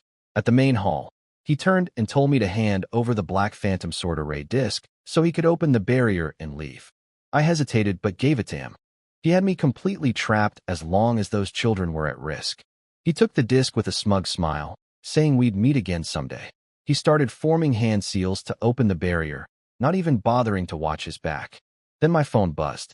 Li Huai's message. The Demon Slayers had the electromagnetic pulse ready and could fire it any time. He warned me the energy burst would be strong. I texted back to fire immediately. Before Li Han could leave, I asked him one more question, whether the 10,000 Demon sect was an immortal cultivation sect, not a martial one. He answered while walking away. At their level, whether you called it immortal, martial, or Buddhist cultivation didn't matter. In the end, all paths were just cultivating the Tao. At the doorway he paused and said once he rescued his sect leader, he'd come find me again. He rose into the air to fly away and found he couldn't.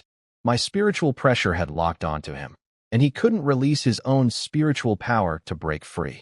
He spun around, holding up the detonator. What's the meaning of this? An invisible wave rippled through the air from the distance. It hit my head like a hammer blow, but I recovered almost instantly.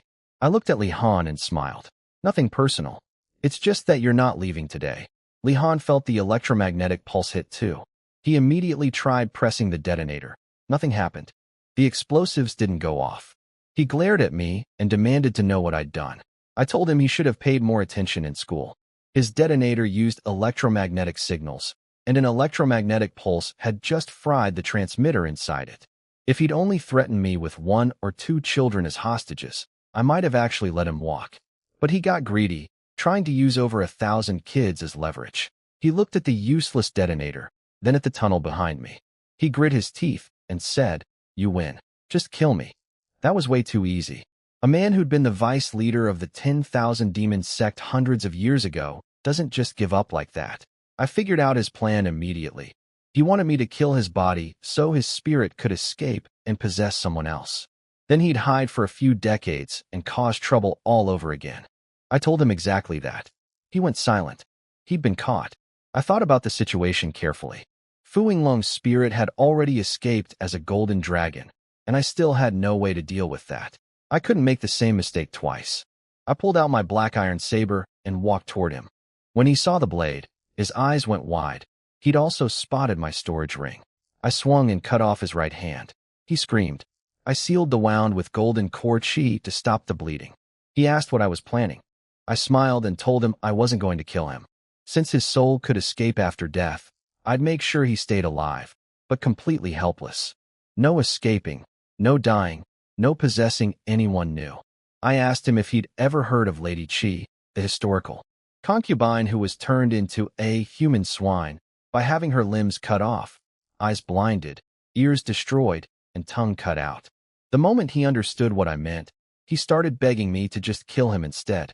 I shook my head. Not a chance. I cut off his left hand, then both legs at the root. While he was screaming, I used golden core chi shaped into tiny needles to destroy his eyes and eardrums. Then I cut out his tongue. Finally, I slammed my palm into his chest and shattered every meridian in his body with golden core chi. He coughed blood and passed out. I checked his vital signs, still alive. Good. As a Grandmaster-level cultivator, his body was tough enough to survive decades even in this condition. By then, I'd hopefully have reached a high enough realm to find a way to destroy spirit bodies permanently. I called Li Huai and gave him instructions. Bring psychologists for the children. Track down which orphanages they came from and punish everyone involved based on their level of participation. Once the kids were emotionally stable, check if any wanted to be adopted. Those who didn't could go to Sea City, where the Azure Dragon Gang would open a proper welfare home for them. If any birth parents could be found, even better. I also told him to collect all the myriad law sex technique manuals and send them to the Wu family compound. I gave those orders because I understood these children. I grew up in an orphanage myself. Some kids who've been abandoned don't want new families. They're young, but they already have their own feelings about things. I'd lived through it, so I knew. The Demon Slayers came and carried every child out one by one. Psychologists followed behind, doing their best to comfort them. Li Huai looked at Li Han's mutilated body on the ground and quietly asked who he was. I told him, the vice leader of the 10,000 Demon Sect. Same deal as Master Bison under Green Dragon Mountain. These Demon Sect people had some technique that let their spirits survive death and possess other bodies. That's why I couldn't let him die. I told Li Huai to keep Li Han alive. Good food, good water, for at least 10 years. If he refused to eat, force feed him using those hunger-suppressing pills from the Demon Slayer's supply system. Under no circumstances could he be allowed to die. If I found a way to destroy spirit bodies within 10 years, I'd finish him. If not, I'd take him to the spirit world and find answers there. Li Huai nodded, then mentioned that my grandfather Yi Kailan wanted to see me urgently. I waited until the very last child was brought out safely, then headed back to the Wu family compound. I checked in with my mother to let her know I was fine, then went next door to find my grandfather. The four families now followed the Yi family's lead, since I was the only powerful fighter among them. With the dragon, Vane's energy gone, the families were basically just names at this point, and the other three had attached themselves to us. Grandfather Yi Kailan called me over for tea in the courtyard. He looked old and worn out. 18 years locked underground had ruined his health. He didn't have much time left, and he knew it. He told me there was a secret passed down only to the family leaders of the four families. He'd become the Yi family's leader right before Fu Yinglong attacked, and now he was the only surviving leader. If he didn't tell me, the secret would die with him. The four families originally lived in the Dan Mountains as nomadic people. They only moved to the capital after receiving the divine dragon bloodline and partnering with ancient emperors to build the Dragon Vein site. But the secret wasn't about the bloodline. It was about the divine dragon's remains. I was confused. He'd told me before that he didn't know where the dragon went. Now he was talking about a corpse? He explained it was more of a legend within the four families.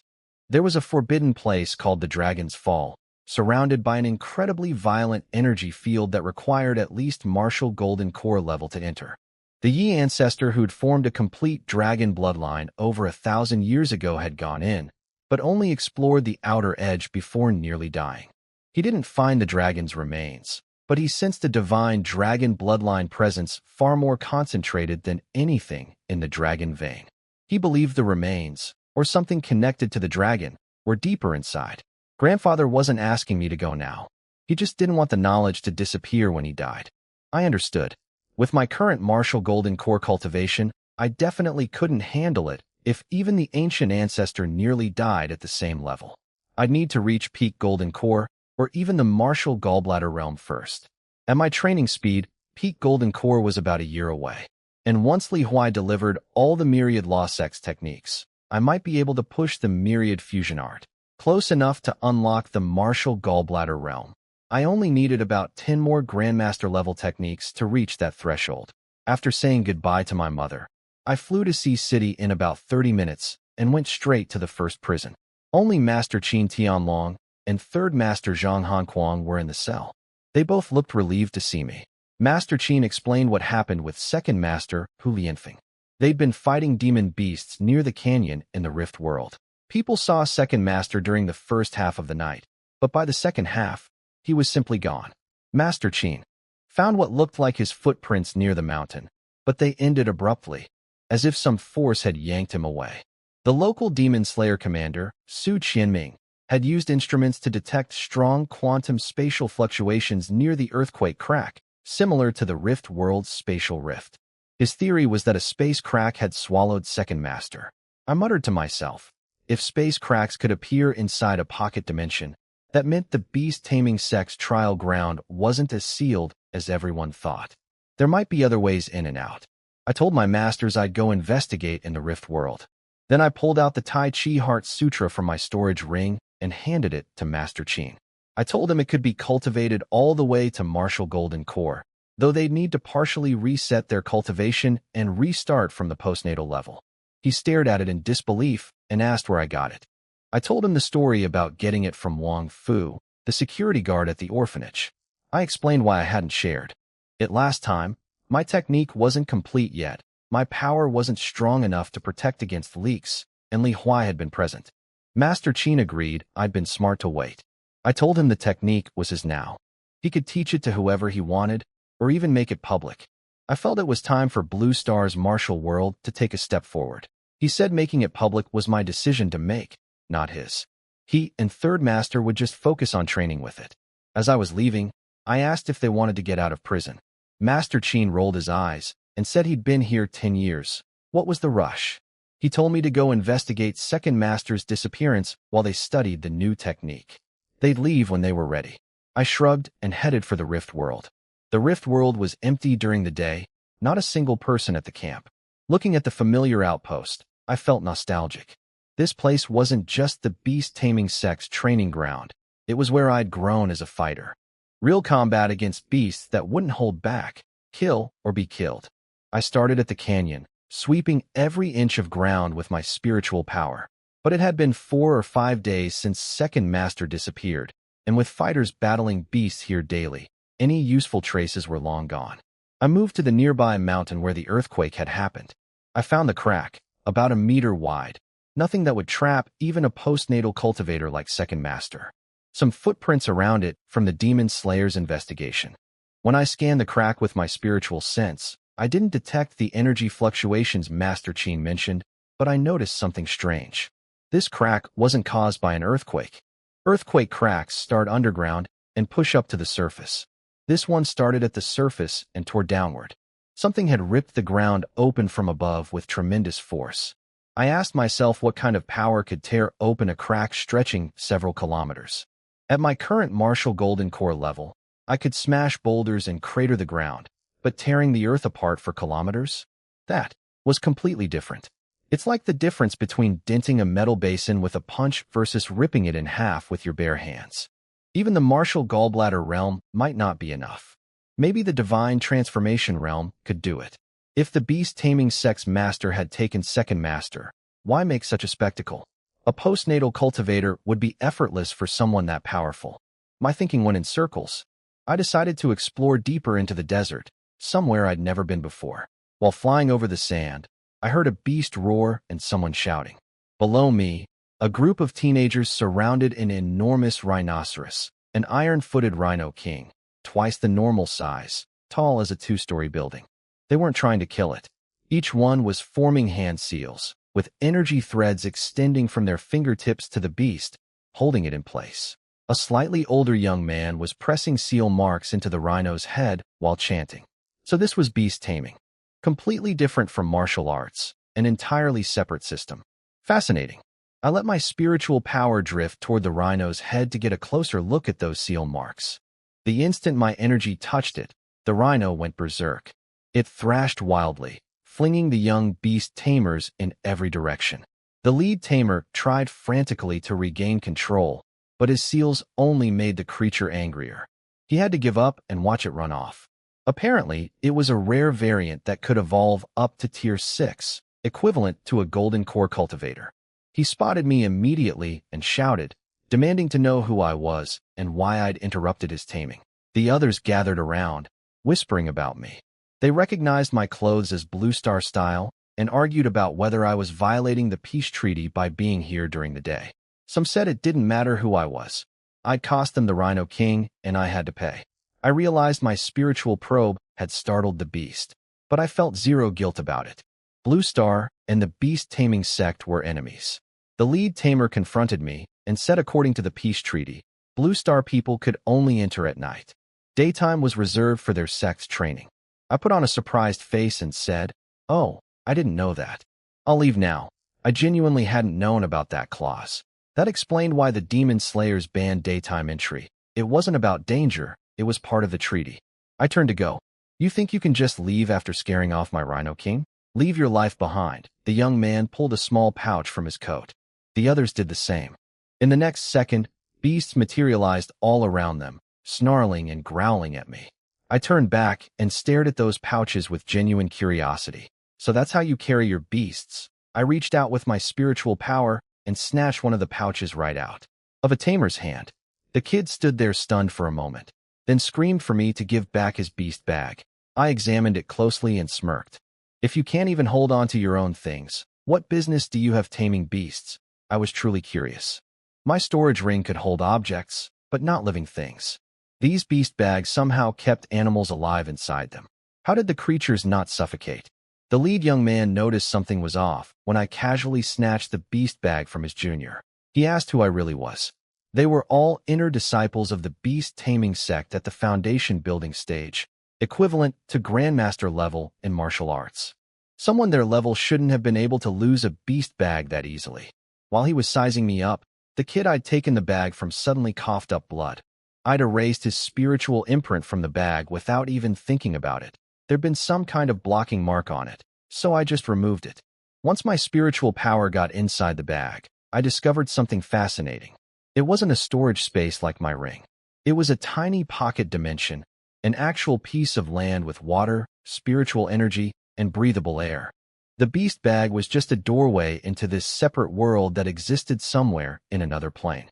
That's why living creatures could survive inside it. My storage ring was completely different, a sealed space that moved with the ring, with no connection to the outside. If I lost the ring, the space was gone forever. But a beast bag's world existed independently. Others could access it through different means, just like how Blue Star connected to the Rift world through a spatial crack. After examining it, I tossed the bag back and asked if their spiritual imprints were supposed to be hard to erase. The lead young man stepped back. He knew their sect's imprints had special protections. Normally, even someone a full realm higher couldn't wipe one clean. For me to do it effortlessly meant I was at least 2 realms above them.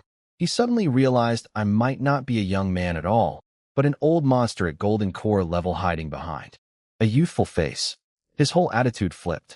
He bowed and called me Senior, apologizing for the offense and saying they'd leave immediately. His juniors were confused. One of them protested. I was just a Blue Star person from a lower realm. Why be afraid? The lead tamer snapped at them to shut up. I told him he had decent judgment. Then I asked if he'd seen an old man recently, about 70, with a knife scar on his face. He shook his head without hesitation. I told him to go. The peace treaty was still in effect, and I couldn't risk killing sect disciples and provoking their sect master. He wasn't afraid to kill. He just couldn't kill too many people, until I could match the sect master's power. Picking fights with the beast-taming sect was foolish. They left in a hurry, heading deeper into the desert, which confirmed that the sect's entrance to their main world was in that direction. If Second Master had wandered that way, they would have spotted him, so he hadn't gone toward the desert. The only explanation was that mysterious crack. I searched the Rift world for another hour, but found nothing. I went back to the first prison to update my masters, then flew to Green Dragon Mountain. The Zhang family villa was now called Azure Dragon Villa. Li Huai's 9 subordinates were managing the gang in his absence. I wasn't there for gang business. I'd come to check on my disciple Wang Zijian. He'd been here over 7 months without seeing me. The kid was thrilled when I showed up, practically bowing himself into the ground. I checked his progress, postnatal mid-level. For his age, reaching even postnatal entry would have made him a genius among geniuses. Not bad at all. I taught him the Tai Chi Heart Sutra without any restrictions. I didn't tell him to keep it secret because I'd already decided to make it public once I got back to the capital. After that, I had several things to handle. Publish the Tai Chi Heart Sutra, visit the Chaos Origin Temple to check that mysterious stone tablet, fuse the techniques I'd gotten from the Myriad Lost Sect, and then head into the Dawn Mountains to find the Dragon's Fall. Second Master's disappearance would have to wait for fate to sort out. Before leaving Sea City, I stopped by the Sunshine Orphanage one last time. Excavators were tearing the buildings down. I watched for a moment, sighed quietly, and flew toward the capital. Meanwhile, back in the Rift world, the beast-taming sect disciples were rushing home through their teleportation array. The lead tamer explained to his juniors that anyone who could erase their imprints so easily had to be at least 2 full realms above foundation building, meaning Golden Core level. They couldn't believe Blue Star had produced a Golden Core cultivator. They worried about whether their sect's invasion plans could still succeed. The lead tamer said they needed to report this to the sect master immediately. Back in the capital, I gave Li Huai a handwritten copy of the Tai Chi Heart Sutra and told him to make it public. Start with the Wu family and the 4 families, then let it spread naturally from there. Li Huai's hands were shaking when he took it. A technique that could reach martial Golden Core, something lost for over 1,000 years.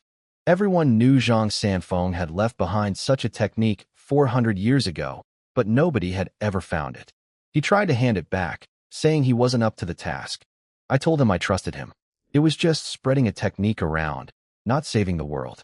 I'd be in closed-door training going through the myriad law sex techniques and didn't have time for the politics. If things got rough, he could lean on the demon slayers. He understood the pressure. Publishing this technique would level the playing field. Big families had built their power over 100 years of martial arts revival through technique advantages and resource monopolies. Now someone was putting everyone on equal footing. They'd fight it. But the Demon Slayers and the Blue Star Federation would support it. A stronger martial world benefited everyone facing the beast-taming sect threat. I went to the Wu family library where all the myriad law sects collected techniques had been stored. Over 100 cultivation manuals and more than 1,000 combat technique scrolls. Fist styles, kicks, palm techniques, weapons, hidden weapons, everything. Of the cultivation manuals, only about 30 went up to Grandmaster level, and I'd already learned over a dozen of those. But the remaining ones were enough to push the myriad fusion art past the million proficiency threshold to unlock the martial gallbladder realm. I dove into training and lost myself in it. 1 month later, martial golden core mid-level. 3 months later, martial golden core advanced level. All techniques fused into the myriad fusion art, pushing its base proficiency past 1 million. The myriad fusion art officially became a martial gallbladder realm technique. That same day, I finished mastering every single combat technique from the collection. My system sent them out to practice by killing demon beasts somewhere. I still didn't know where exactly. It couldn't be the Rift world, because other fighters there would have noticed random beasts dying. The techniques only ever fought beasts, never humans. It had to be some other place entirely. When I came out of seclusion, Li Huai reported that the Tai Chi Heart Sutra had been successfully spread. The first month was tough. Big families suppressed all information about it online and kept it confined to capital elite circles. Then Du Yuan, one of the 3 legendary masters, came out of his own seclusion and threw his full support behind us. The 6 Demon Slayer founders backed us too. When the big families went to complain, Du Yuan said one sentence: "Come fight the Demon Slayers head-on if you dare, or we'll wipe you all out." They backed off immediately. I chuckled. Du Yuan was an interesting guy. Of the 3 legendary masters, he was the only one who'd genuinely been working to advance Blue Star's martial arts without doing anything questionable. The Demon Slayers had actually been formed at his initiative. I told Li Huai to take a break and focus on his own training. I had personal business to handle. After chatting with my mother, I flew to the Chaos Origin Temple on a small hill outside the capital. It was tiny, 2 thatched huts and a small shrine. Not much of a temple, more like a hermit's meditation spot. I immediately noticed the 2 black stone tablets outside. One had the Chaos Origin art carved on it in ancient script. The other was covered in bizarre symbols that made no sense to me. Then my system chimed. "Congratulations, host. You have comprehended the Unity art." I closed my eyes and let the understanding wash over me. After a few minutes, I opened them and stared at the tablet in disbelief. Those weren't random symbols. They were a technique, specifically a method for fusing combat techniques. Each symbol represented a type of martial skill: a fist for fist techniques, a palm for palm techniques, a sword for sword arts. Every combat style in existence was represented on this tablet. The Unity Art's purpose was to merge all mastered combat techniques of the same type together: fist with fist, palm with palm, sword with sword. Take the best parts, discard the rest. I'd learned over 1,000 techniques. I immediately opened my system panel and started fusing. The instant the Unity Art activated, the black stone tablet erupted with white light. Before I could react, it engulfed me completely. An overwhelming force I couldn't resist pulled me straight into the tablet itself. When I opened my eyes, I was inside the stone tablet, a vast, pure white space stretching endlessly in every direction. This wasn't like exploring my storage ring with spiritual power. My actual physical body had been pulled inside. The space was so impossibly large that I felt tiny standing in it. No matter which direction I walked, everything looked the same. I had no idea where I was going or how far I traveled. A deep sense of helplessness crept over me. The moment that despair surfaced, the white space shook. A golden light pierced through and formed the face of an old man. Kind eyes, a warm smile, eyebrows so long they draped past his shoulders. He burst out laughing. He couldn't believe someone had actually mastered both his Chaos Origin art and the Unity art after all these years. He kept muttering about how those old fools had called his techniques nothing but fantasy when they'd originally come from the Tao ancestor himself. A gentle but irresistible force swept over my body several times. I asked if he was the Chaos Origin Immortal. He corrected me. I should call him Chaos Origin Immortal Emperor now. Then he casually said he'd locate my world and pull me to the immortal realm. I almost choked. Just like that, these powerful beings were something else. But his expression darkened. After a long pause, he said my world was a fragment of a shattered realm, and the connection between our worlds had been severed. He couldn't pull me over. Instead, he'd give me an immortal realm guide so I could find my way to him. Before he could explain more, his face twisted with alarm. He cursed. Someone had already locked onto his position. He jabbed a finger at me, and a golden light shot into the center of my forehead. He spoke rapidly. The guide is inside you now. You must come find me. His golden image started fading. I heard him cursing at his enemies, calling them relentless dogs who never gave up. Then a massive black hand slammed into the space where he'd just been. The entire white dimension started shaking apart. His voice rang out one last time, yelling at whoever attacked to come face him directly instead of targeting a junior. A golden light clashed with the black hand. Then a blade of golden energy sliced open a spatial crack right in front of me. Kid, go. Now. Something shoved me from behind with overwhelming force, and I tumbled into the crack. My last thought before falling in. This was the most unfair disaster imaginable. Two immortal-level beings were fighting, and I got caught in the crossfire. When I opened my eyes inside the spatial crack, I knew I was in serious trouble. This wasn't anything like the Rift World's portal, where you step in and appear somewhere else. I was floating in an endless black void. It felt completely lifeless. White winds swept through the darkness.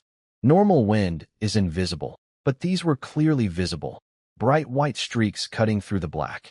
The instant the first one passed near me, I heard a piercing shriek and instinctively dodged. My sixth sense screamed that even one hit could badly wound me, despite my body being beyond Martial Golden Core level. Then a massive wall of white wind rolled toward me from every direction. No place to hide. I activated Dragon Transformation and shielded my head with both arms. The wind hit my scales, and in 1 second, cracks appeared across my golden armor. Blood seeped through.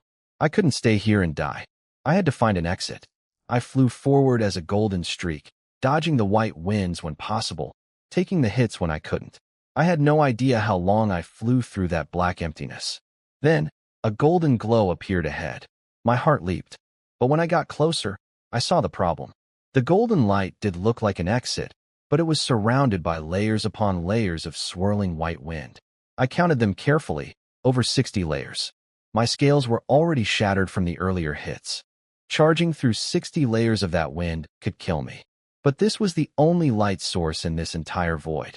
If I passed it up and kept searching, I might never find another exit before my body gave out completely. I made my choice. All in, I activated every last drop of golden core chi and launched myself at the golden light. In the first second, all my protective chi was stripped away. My golden scales were ground to dust, exposing raw flesh underneath. And I was only halfway through. The white wind started carving into my body, slicing me open everywhere. Countless cuts covered me head to toe. I screamed through the agony, forcing my body forward with everything I had. I broke through the last layer and collapsed onto the golden light. Then everything went black. I don't remember much after hitting that golden light. I blacked out completely. What I pieced together later was this. I'd fallen through the spatial crack and landed in the spirit world, specifically a place called the Eastern Wasteland region, in a country called the Great Gene Nation, at a small sect called the Tianmen sect. I crashed onto the plaza outside their main hall, covered in blood, every inch of skin torn open, my flesh sliced up like something had run 1,000 razors over me. My meridians were shattered, my bones cracked at every break point. My pulse was barely there, one beat every few seconds. By all rights, I should have been dead. The sect master, Qi Liandao, found me. He could tell from the golden energy in my blood, my dragon bloodline, that something was slowly repairing my body. He also noticed my storage ring, which told him I was a cultivator of some standing. Storage rings were rare in the spirit world since the void stone needed to make them had run out long ago. His daughter, Chi Yunting, had spotted me first. She was a young woman in a white dress who'd come out to investigate the noise of my crash landing. Chi Liandao carried me inside, and his daughter fetched their only healing pill, a basic blood-replenishing pill. They dissolved it in warm water and poured it down my throat. Whether I lived or died was up to fate. The Tianmen sect was in terrible shape. The whole sect consisted of just 4 people with any cultivation. Chi Liandao, the sect master, his wife Zhao Xiaoyan, who served as the guardian elder, his father-in-law, who was the technique teaching elder, and his daughter Yunting. They'd recently recruited some new disciples, but after a month of basic meditation training, most of them were quitting because they hadn't learned any actual techniques yet. Not a single recruit had even reached the Qi refining entry level. The sect had been crippled years ago when 8 major sects attacked them. All their grand elders died in battle, and most disciples and elders fled. The 8 sects were apparently after something called the Tianmen sword. Chi Liandao wanted to just hand it over and be done with it, but his wife refused. She'd die before giving it up. So, there I was, unconscious and barely alive, being watched over by a sect master's daughter in a dying sect at the edge of the spirit world. I'd gone from being the strongest person on Blue Star to a half-dead stranger in a world I knew almost nothing about. I was conscious the whole time, just trapped in my own body. I could hear everything. The conversations about the struggling Tianmen sect, the disciples quitting, the family arguments about something called the Tianmen sword. I understood I'd been rescued, but my condition was terrible. My divine dragon bloodline was slowly repairing me, but at that rate, it would take over a year to fully heal. The blood replenishing pill Chi Liandao fed me helped a little. My blood energy increased briefly, and the healing sped up for a short while. But once the effect wore off, things went back to the crawl. I had a solution in my storage ring, leftover stalactite liquid from Li Huai and my mother. With that plus the dragon bloodline's healing, I could recover in 2 or 3 months. The problem was my spiritual power was locked inside my body. I couldn't extend it to my finger to open the ring. I tried desperately to move, to get Chi Yunting's attention. Nothing worked. Then she stood up, looked at my face, and said I was quite handsome. She kept glancing at the door to make sure nobody was watching. She leaned down, and, before I could do anything about it, her lips touched mine for just a second. My first kiss. Stolen by a girl I'd never even seen. I was stunned. 19 years of being single, never even held a girl's hand, and now this. But then something unexpected happened. My heart, which had been barely beating, suddenly started pounding. Fast, strong, steady. The rush of blood activated my dragon bloodline in a way it hadn't been able to before. Within moments, the torn flesh across my body started growing scabs. The bleeding stopped. New tissue began forming. I realized what had happened. The old saying about dragons being passionate creatures wasn't just a myth. My dragon bloodline had responded to that kiss on some primal level, jolting itself back to full function for about half a minute. That brief burst was enough to stabilize my worst injuries.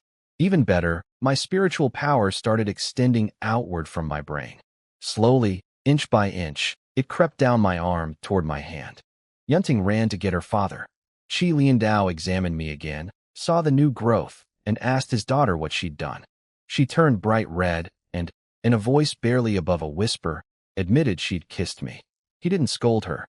He just smiled, patted her head, and said she was growing up. He whispered asking if she liked me. She squeezed her fists and nodded. He told her that love requires both people to agree. She'd need to ask my opinion when I woke up. Then he left us alone. Half an hour later, my spiritual power finally reached my storage ring. The jade bottle of stalactite liquid materialized in my hand, but I still couldn't control my body, so it rolled off and clinked on the floor. Yunting picked it up and opened it, but wasn't sure what it was. She called her father back. Chi Liandao recognized it instantly as stalactite liquid and told her my spiritual power must have recovered enough to open the ring. He said to put a drop in my mouth. Then Yunting froze. If my spiritual power was working, that meant I'd been aware when she kissed me. She looked at her father in horror. He just chuckled and said knowing was fine. After he left, she carefully dripped the stalactite liquid onto my lips and apologized in a small, nervous voice, saying she Hadn't meant to kiss me and didn't know what came over her. Lying there listening, I thought she was adorably innocent. On Blue Star, a guy's first kiss wasn't exactly earth-shattering news. I could tell she had zero experience with emotions or relationships. She'd grown up isolated in this tiny sect. And honestly, even though I had no experience either, I'd at least seen enough of the world to understand these things better than she did.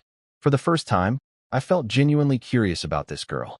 The stalactite liquid spread through my body the moment it dissolved in my mouth, repairing my flesh and meridians. I noticed some of the energy was absorbed by my dragon bloodline, slightly boosting its healing power. Soon I felt a faint tingling in my fingertips. I was regaining control, starting from the very tips. Yunting took good care of me, giving me water every hour. But I couldn't help wondering, was this spirit world sect really this poor? In my mind, the spirit world was supposed to be above Blue Star, with stronger people and more resources. Yet they couldn't even produce a handful of basic healing pills. If they'd had a few dozen of those blood pills, I'd have regained full body control already. My surface wounds had all scabbed over. Those came from the white void winds shattering my dragon scales and cutting into my muscles. The flesh would heal in about a month. The real problem was my meridians, completely severed by those winds. Even with the stalactite liquid, it would take about 6 months to fully reconnect them. And my golden core sat dark and powerless in my core, without spiritual energy flowing through repaired meridians to feed it. Lying there with nothing to do, I thought about the Chaos Origin Immortal Emperor. If not for him, I wouldn't have been thrown through a spatial crack into the spirit world unprepared. I'd planned to come here eventually, but only after reaching the martial gallbladder realm. He'd mentioned that the spirit world was part of a shattered immortal realm, and that getting from here to the true immortal realm was extremely difficult. The black energy that attacked him was probably some enemy of his. Their fight had torn space apart, which made me think of Second Master's disappearance. Maybe he'd been caught in a similar spatial rupture.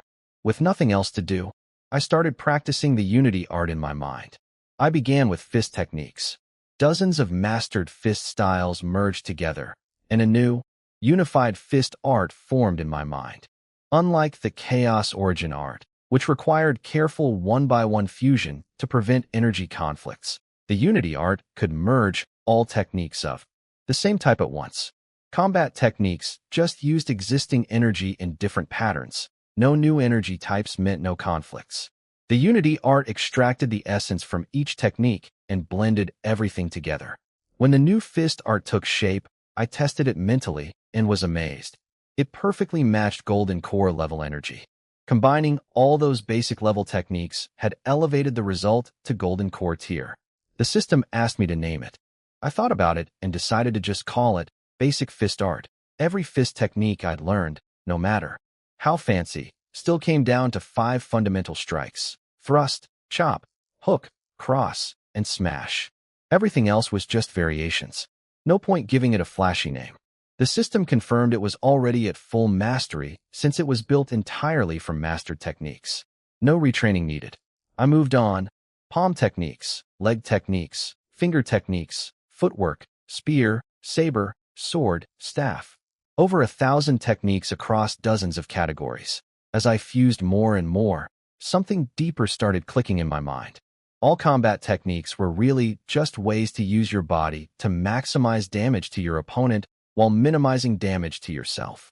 Weapons were just extensions of the body. A staff was a fist with 3 extra feet of reach. A blade was a palm strike with an edge. Energy techniques were just finer control of internal power, more precise than muscle and more responsive than steel. A thought crystallized. Every technique in existence, at its core, is the same thing. Fist, palm, blade, energy. They're all just the most natural way to make your opponent fall down. If the goal is identical, then they're fundamentally identical. Why even separate fist from palm? That distinction is for beginners. In a real fight, nobody stops to classify whether a strike counts as a punch or a palm. True mastery of combat techniques isn't about reaching some cultivation level. It's about expressing your power perfectly. The system chimed 4 times in a row. I'd comprehended the Tao of combat techniques. All techniques became one. Myriad techniques returned to one. My system panel had been updated. A warm energy washed through my entire body. What I didn't know was that a beam of golden light had pierced through the clouds and the roof, shining directly onto me. Yunting saw it and froze for 3 seconds. When she turned to get her father, he was already standing behind her, eyes wide, staring at me like he'd seen a ghost. Her grandfather and mother arrived moments later, wearing the same expression of disbelief. I lay there listening to the Tianmin sect family panicking around me. Yunting asked her father what was happening. He turned to her grandfather, Zhao Yuan, and asked if this was the power of the great Tao. The old man confirmed it. This was a Tao blessing, something normally only comprehended by cultivators at the Mahayana stage or above. He couldn't understand how someone at my level had triggered it. He said it was incredibly rare for someone at a lower realm to comprehend Tao power, and anyone who did was a genius beyond measure. They debated what I was. The old man guessed I was either a holy son from some top sect in the heavenly domain, or an heir from a hidden family who'd been attacked by enemies. But their main worry wasn't about me. It was about themselves. The golden light of the Tao blessing would attract the attention of powerful old monsters who could sense it. If those people came looking, the Tianmin sect was doomed. Apparently, a body touched by Tao blessing was an extremely valuable material for pill refining. Qi Liandao suggested sending me away. The old man shook his head. The blessing had landed on their territory, so sending me away wouldn't save them. Their only hope was that my powerful backers would come find me quickly. If not, they might have to use the Tianmin sword as a last resort, though the old man's body might not survive channeling its Tao power. Better if I woke up and wielded it myself. He said in the eastern wasteland region, the sword had no equal. Zhao Xiaoyan started crying, blaming her husband for being too noble about saving strangers. She stormed out. Qi Liandao went to comfort her. The old man sighed and told him he was a good man for truly loving his daughter despite all the hardship. Yunting asked her grandfather how old I really was. She was worried I might be some centuries-old monster. He reassured her, I probably wasn't even 30. But he warned her that someone of my talent level would never lack for women, and given the Tianmin sect's pitiful state, I might not be interested in her. She straightened up and said her father taught her that love should be expressed bravely. She'd tell me her feelings when I woke up, and whether I accepted was my business. At least she wouldn't have regrets. Hearing all this from my bed, I felt a bit helpless. They kept assuming I had some powerful organization behind me. I was from Blue Star. The only people I knew in the spirit world were this one struggling family. But I was very interested in what the old man called Tao power. I opened my system panel and saw it had changed. My status showed me as heavily injured at Martial Golden Core Advanced level. The Myriad Fusion Art was at full mastery. A new section had appeared, Great Tao, Tao of Combat Techniques, 5%. The old martial techniques section was gone entirely, replaced by this single entry. The Tao of Combat Techniques meant I could use any combat technique at any time without following specific forms. A palm strike could function as a fist, a spear thrust, or anything else.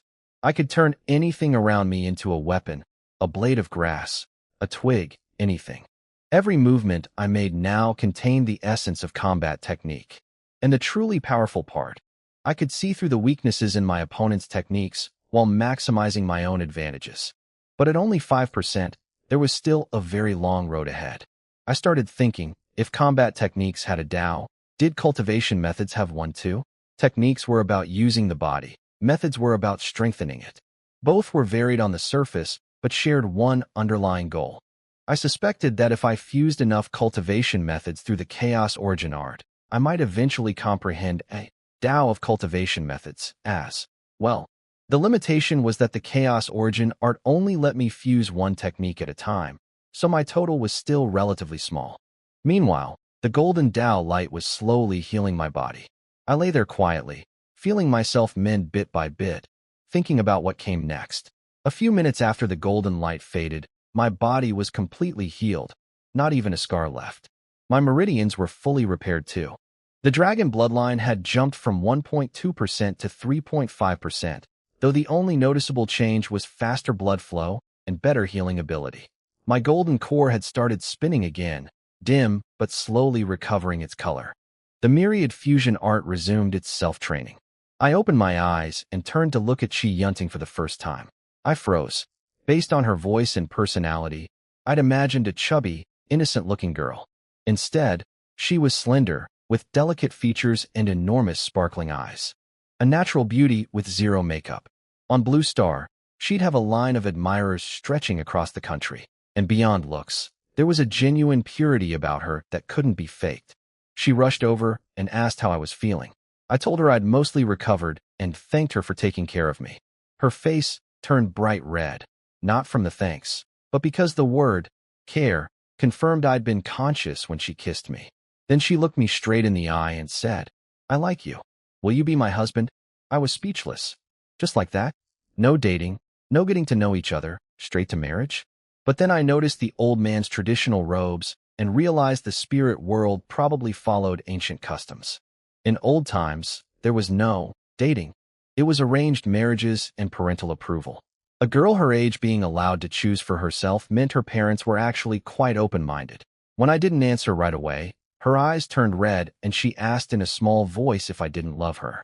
I stumbled over my words, trying to explain that I wasn't saying no. I just thought we should start as boyfriend and girlfriend first, then talk about love, then discuss marriage. She looked confused and asked what boyfriend and girlfriend meant. I tried, couple, still blank. Then her grandfather Zhao Yuan jumped in and explained it meant becoming each other's intended. But that helpful translation revealed something. Why did the old man understand modern terms that Yunting didn't? He studied me carefully and said, "You're not from the spirit world. You ascended from a lower realm." The room went tense. I confirmed it honestly. Lying would have been pointless with someone as experienced as him. I explained my injuries came from void turbulence while crossing a spatial crack, not from being attacked. He nodded, then walked toward the door. "Then you need to leave. We won't reveal your identity, but you cannot stay here."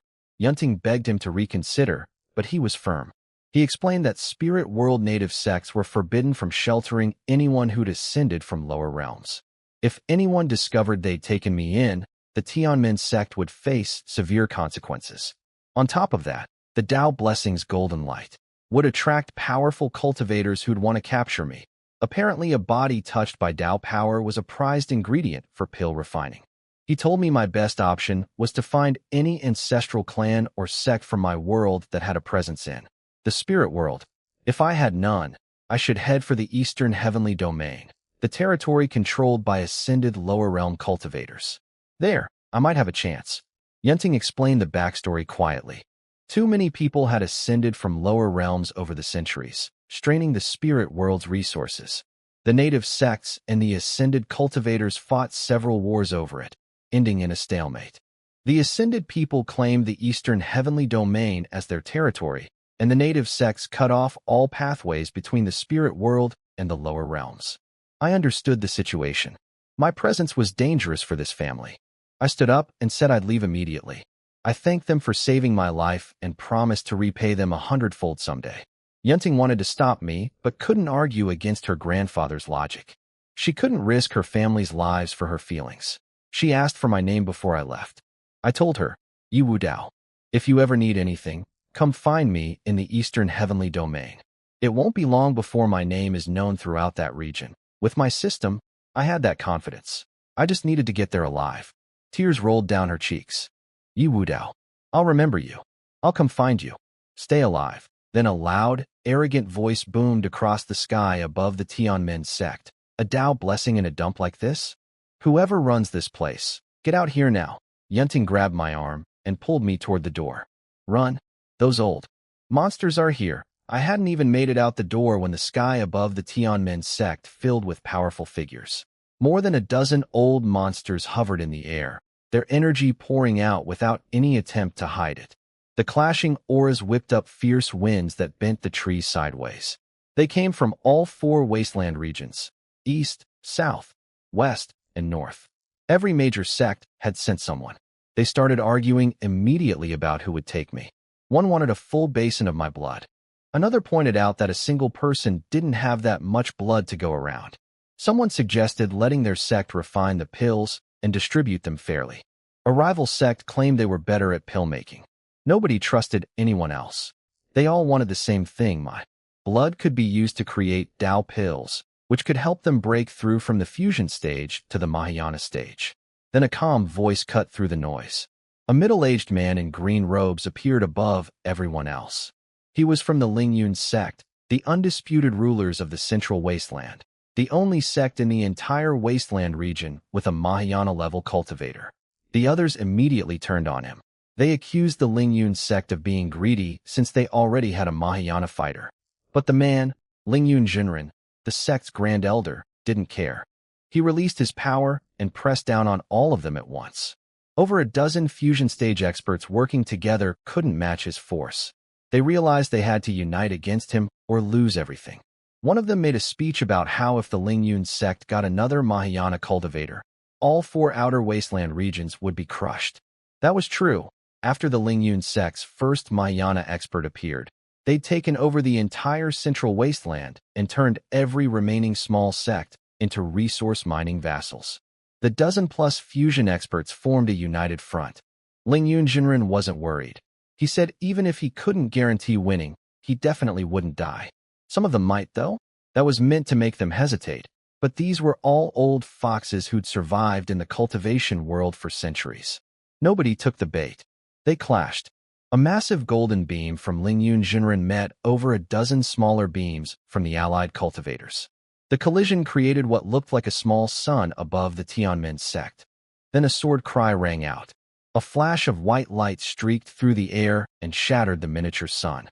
The explosion sent everyone scrambling to shield themselves. Lingyun Jinren demanded to know who'd interfered. It was Zhao Yuan, Yunting's grandfather. He stood there holding an enormous broadsword covered in glowing golden runes. You're all fighting above my Tianmen sect without even saying hello. Don't you think that's a bit rude? I watched from inside the sect's protective formation as chaos erupted above the Tianmen sect. Over a dozen powerful cultivators filled the sky. Top experts from sects across all 4 outer wasteland regions, east, south, west, and north. They were all at the fusion stage, the peak of their respective sects. They immediately started arguing about who would take me and how to divide my blood for refining Dao pills. Pills that could help them break through to the Mahayana stage. Then Lingyun Jinren arrived from the Central Wasteland's Lingyun sect. He was at the Mahayana stage, a full level above everyone else.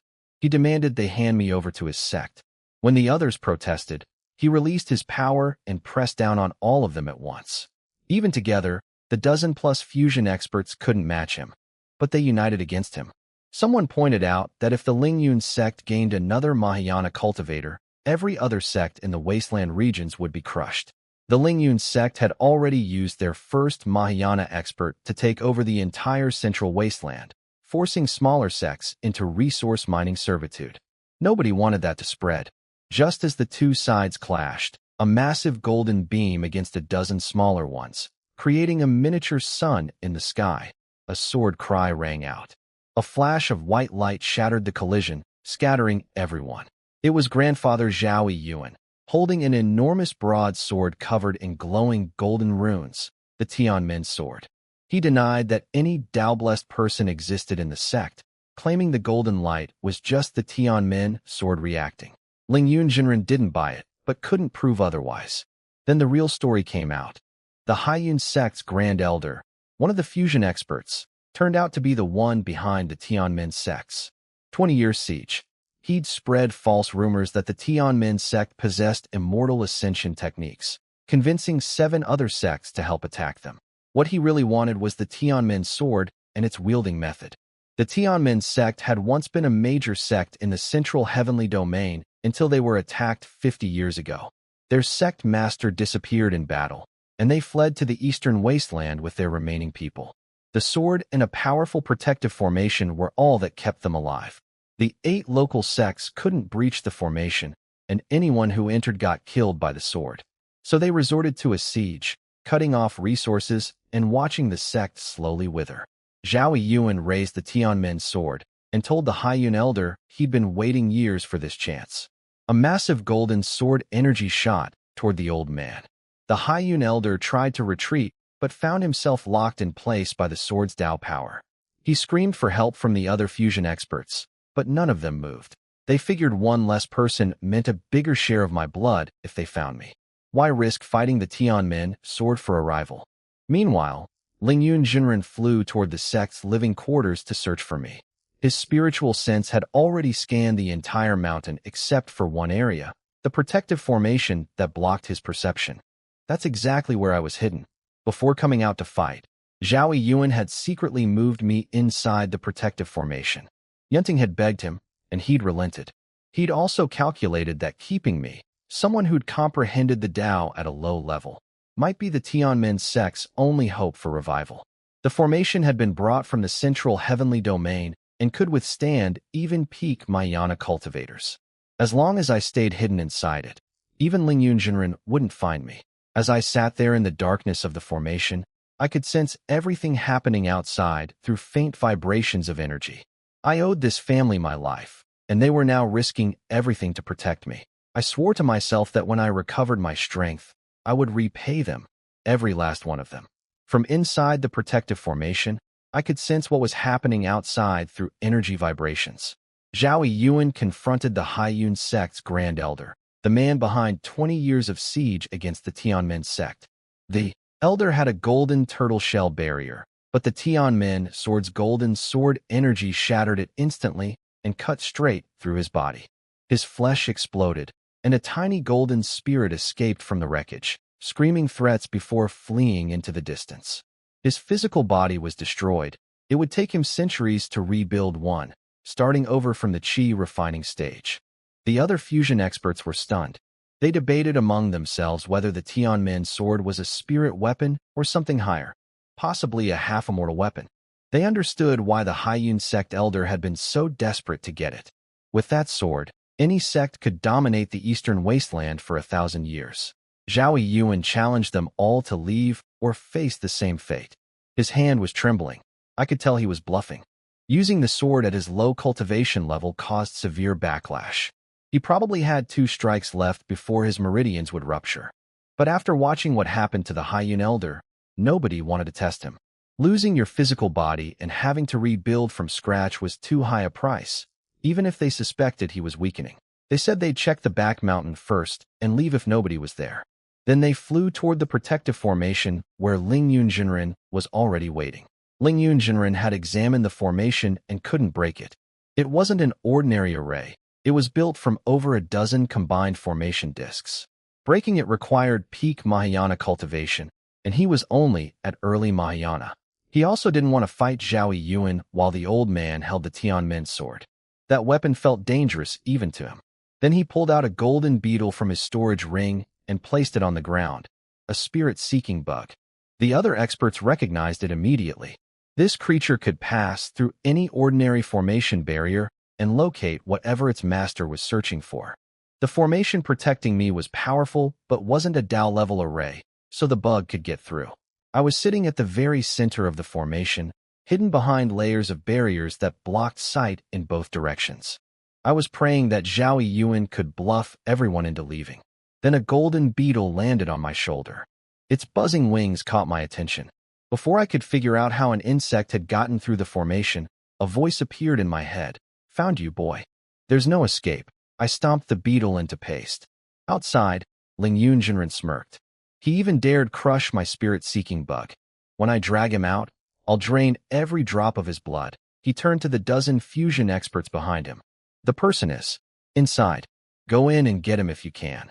Then he told them he'd be back shortly and streaked away as a golden light.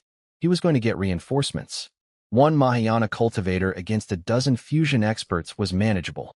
But if he brought more people from the Lingyun sect, the balance would tip completely in his favor. The fusion experts knew that too.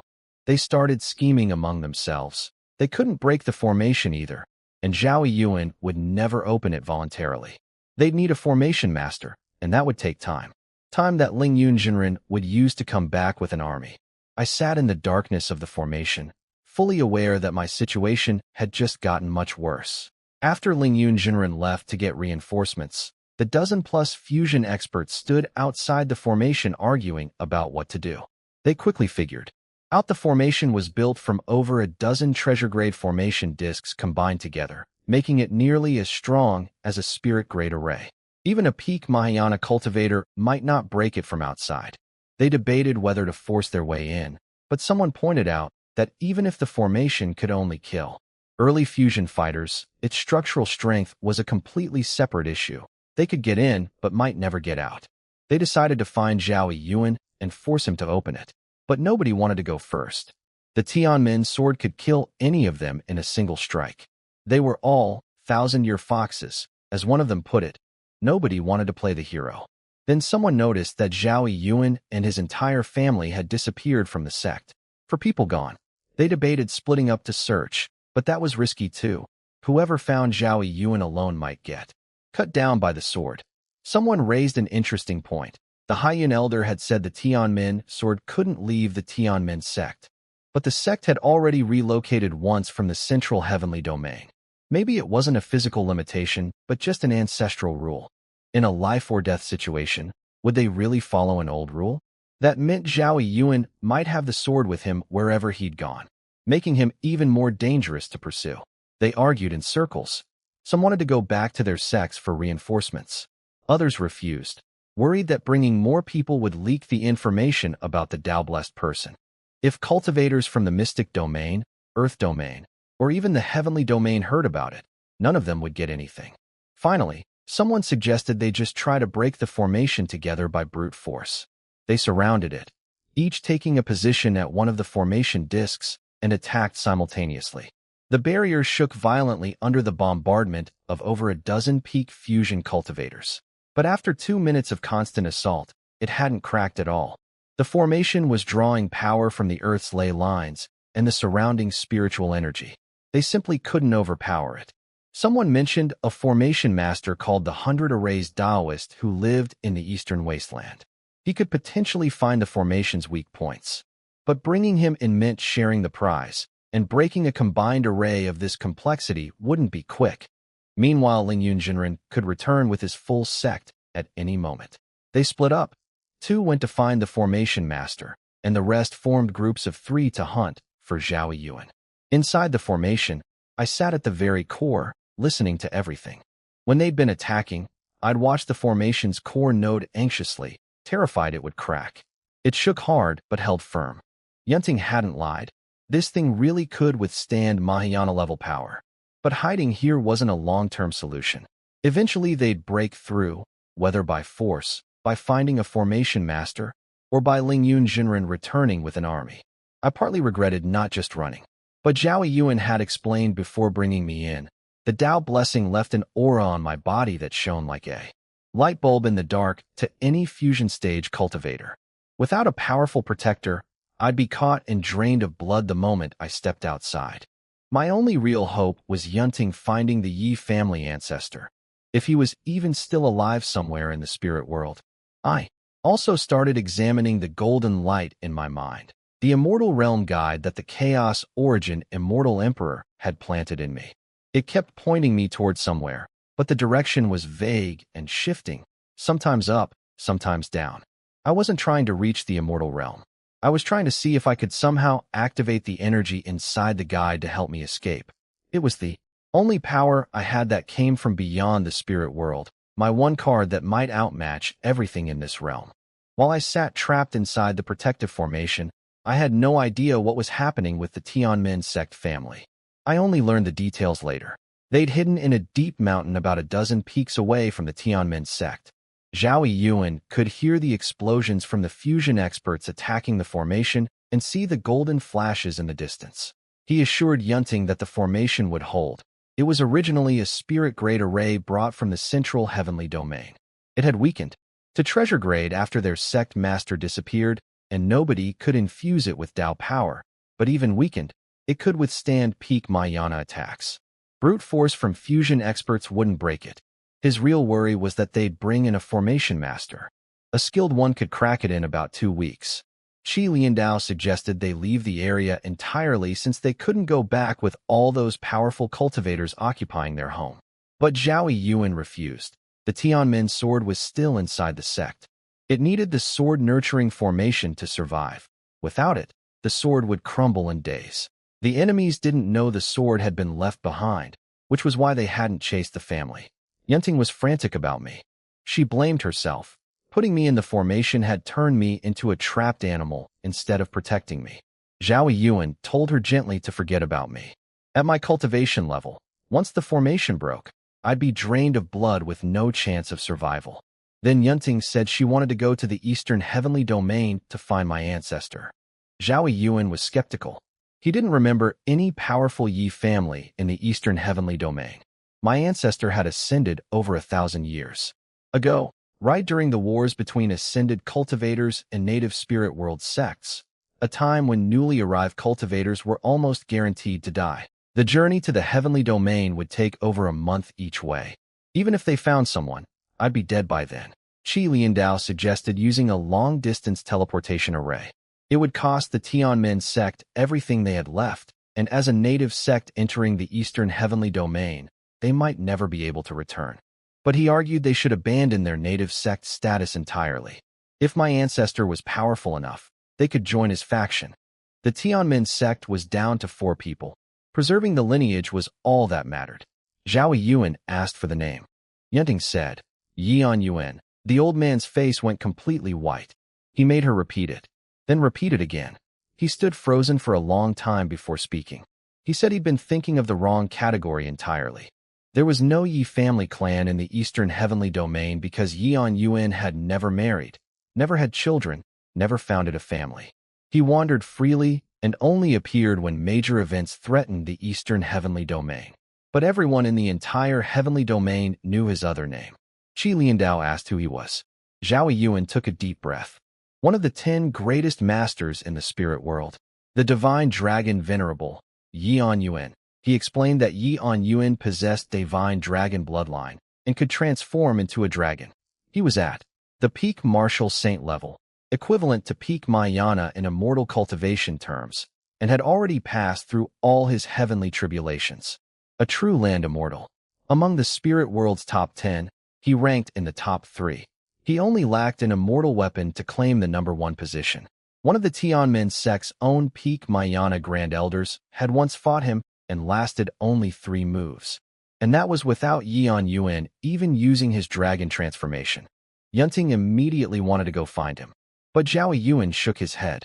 The divine dragon venerable was impossible to locate. He appeared and disappeared like a phantom, showing up only when something major happened. Unless, he said, I also carried divine dragon bloodline. If I did, the 2 bloodlines might be able to sense each other. Otherwise, he said grimly, this was a dead end. I only learned what happened outside the formation much later. Here's what went down while I sat trapped inside. The Tianmen family hid in a mountain far from the sect. They argued about what to do. Zhao Yuan said the formation would hold against brute force, but warned that a formation master could crack it in about 2 weeks. The Tianmen sword had been left behind inside the sect. It needed its nurturing array to survive, so they couldn't take it. Yunting told them about my ancestor, Yian Yuan, who descended to the spirit world over 1,000 years ago. When Zhao Yuan heard that name, he nearly collapsed. Yian Yuan wasn't just some random cultivator. He was the divine dragon venerable, one of the 10 greatest masters in the entire spirit world. Peak martial saint, equivalent to peak Mayana. He'd passed all his heavenly tribulations and was a true land immortal. He ranked in the top 3 among the spirit world's strongest, only lacking an immortal weapon to claim the number 1 spot. He'd once defeated a Tianmen sect peak Mayana Grand Elder in just 3 moves, without even using his dragon transformation. The problem was finding him. The divine dragon venerable never married, never had children, never created a family or faction. He wandered freely and only appeared during major events. He was an honorary Grand Elder of the Eastern Heavenly Domain's biggest sect, the Azure sect. Locating him was nearly impossible unless I also had divine dragon bloodline that could resonate with his. Zhao Yuan decided to go back and tell me about the bloodline connection. He planned to use a secret underground tunnel beneath the Tianmen sect mountain that led directly behind the protective formation, a hidden escape route only he and the former Grand Elders knew about. But first, he staged a test. He announced he was going to risk his life returning to save me, then watched Qi Liandao's reaction carefully. The moment Zhao Yuan pretended to leave, Qi Liandao showed his true colors. He suddenly released golden core level power. not the weak cultivator he'd pretended to be for 20 years, and attacked Zhao Xiaoyan. He used something called the soul-seizing art to forcibly extract the Tianmin sword's control method from her mind. He revealed everything. He was a spy planted by the Haiyun sect's Grand Elder 20 years ago. His entire courtship of Zhao Xiaoyan, his marriage into the family, his loving father act, all fake. He'd been leaking the sect's battle plans to the 8 enemy sects the entire time. The defection of Tianmen's elders, the enemies always knowing their defensive formations, that was all him. When Yunting tried to stop him, he swatted her away with one hand. An actual golden core fighter against her chi refining cultivation, it wasn't even close. Then he tried to kill her, shooting a golden beam at her. A blast from the sky shattered his attack and nearly took his head off. Zhao Yuan appeared overhead. He'd never actually left. The whole departure had been a trap to make Qi Liandao drop his guard. The old man laid out every suspicion he'd harbored for 20 years. Why had Qi Liandao appeared right after the last Grand Elder died? Why did he immediately pursue Zhao Xiaoyan? Why did elders start defecting after his arrival? Why did the 8 sects always know their battle plans? He'd seen Qi Liandao sneaking off the mountain several times, but had no proof. Tonight's performance was designed to force the truth out, and it worked perfectly. He also revealed that he'd never needed to fight through the formation to reach me. The secret tunnel was always his real plan. He'd deliberately withheld that information from Zhao Xiaoyan, because he knew she'd tell her husband. Qi Liandao's face twisted with fury. He called Zhao Yuan a cunning old fox, threatened to return, and turned to run. I didn't see what happened outside the sect's protective formation myself, but this is what I pieced together later. Zhao Yuan caught Qi Liandao, trying to run away. He shot a beam of golden light that punched right through Qi Liandao's dantian, shattering the half-formed golden core inside. Qi Liandao couldn't believe it. He thought Zhao Yuan was only at the early golden core stage, but the old man had been hiding his true strength all along. He was actually at the peak of golden core. Zhao Yuan told Qi Liandao that if he'd just been more patient and waited a few hundred more years, he might have actually handed over the control method for the Heavenly Gate sword. But Qi Liandao was too impatient. He made his move the moment Zhao Yuan left, instead of waiting for a better chance. Zhao Xiaoyan woke up and asked Qi Liandao if he ever loved her during their 20 years together. He said he did love her, but becoming an elder of the Sea Cloud sect mattered more to him. That was enough for her. She told her father to finish him off. But before Zhao Yuan could act, 3 peak fusion realm experts showed up, the same ones who had been surrounding our Heavenly Gate sect. Zhao Yuan had no chance of outrunning them, so he used a desperate technique called blood escape. It burned a third of his blood in one burst, letting him move as fast as a fusion realm teleport. He carried Zhao Xiaoyan and little Qi Yunting down to the base of the mountain and smashed open a hidden tunnel. The sect's elders had dug it long ago as an emergency escape route when they first fled here from the Central Heavens domain. It had never been used before. Zhao Yuan rushed through the tunnel and collapsed the passage behind him. He knew there was only one option left: get inside our sect's protective formation and find me. His whole plan depended on me actually having the Divine Dragon bloodline, so I could call the Divine Dragon to protect us.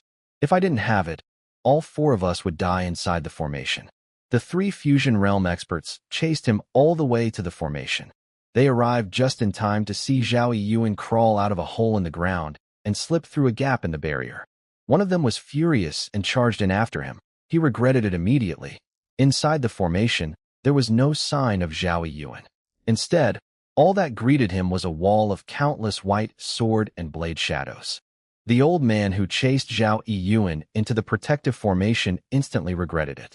The formation unleashed a flood of white sword shadows on him, each one hitting as hard as a full power strike from a spirit transformation realm cultivator.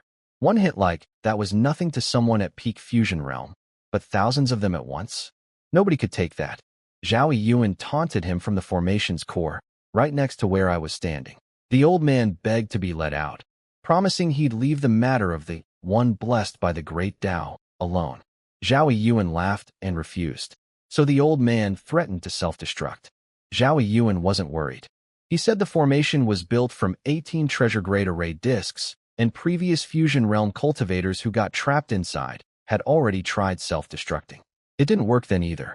The old man did it anyway, but only a partial self-destruct, testing whether it would crack the barrier. A huge explosion shook everything. I watched the formation's miniature display and saw a crack appear on the barrier. I asked Zhao Yuan if it would hold. He waved it off, said it was fine. He was right.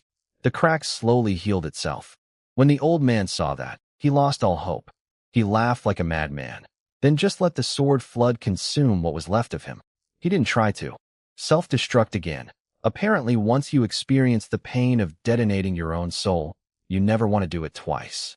Outside the formation, the remaining Fusion Realm experts saw what happened, and their faces turned grim. If a peak Fusion Realm self-destruct couldn't break through, this formation was far tougher than they'd expected. After it was over, Zhao Yuan let out a long breath and collapsed to the ground. The blood escape technique had cost him a third of his blood. Little Qi Yunting held him up. Then he looked at me and asked point-blank, "Kid, do you have the Divine Dragon bloodline?" I was caught off guard. I'd never told him about that. But from his expression, I could tell he already knew who my ancestor was. So I nodded and said yes. He closed his eyes with relief, like a man who'd just barely survived a disaster. Then he told me to activate my Divine Dragon bloodline and try to establish a blood connection with my ancestor. I asked what happened out there. Where was Uncle Qi? The moment I mentioned Qi Liandao, all three of their faces changed. A mix of anger and defeat filled the small space. I realized I'd asked something I shouldn't have. Zhao Yuan told me straight. Qi Liandao was a spy planted by the Sea Cloud sect. He'd been undercover in our Heavenly Gate sect for 20 years. Zhao Yuan had tested him today and exposed him, but hadn't been able to finish him off before the Fusion Realm experts arrived. Then he changed the subject and started telling me about my ancestor, Yan Yuan.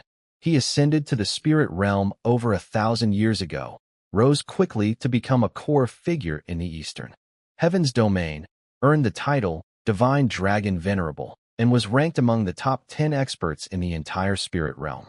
He once defeated a peak Mahayana cultivator in just 3 moves. While I listened, I glanced at Zhao Xiaoyan and Qi Yunting. Zhao Xiaoyan looked like her soul had left her body. She still hadn't recovered from the betrayal. Qi Yunting looked sad, but not angry.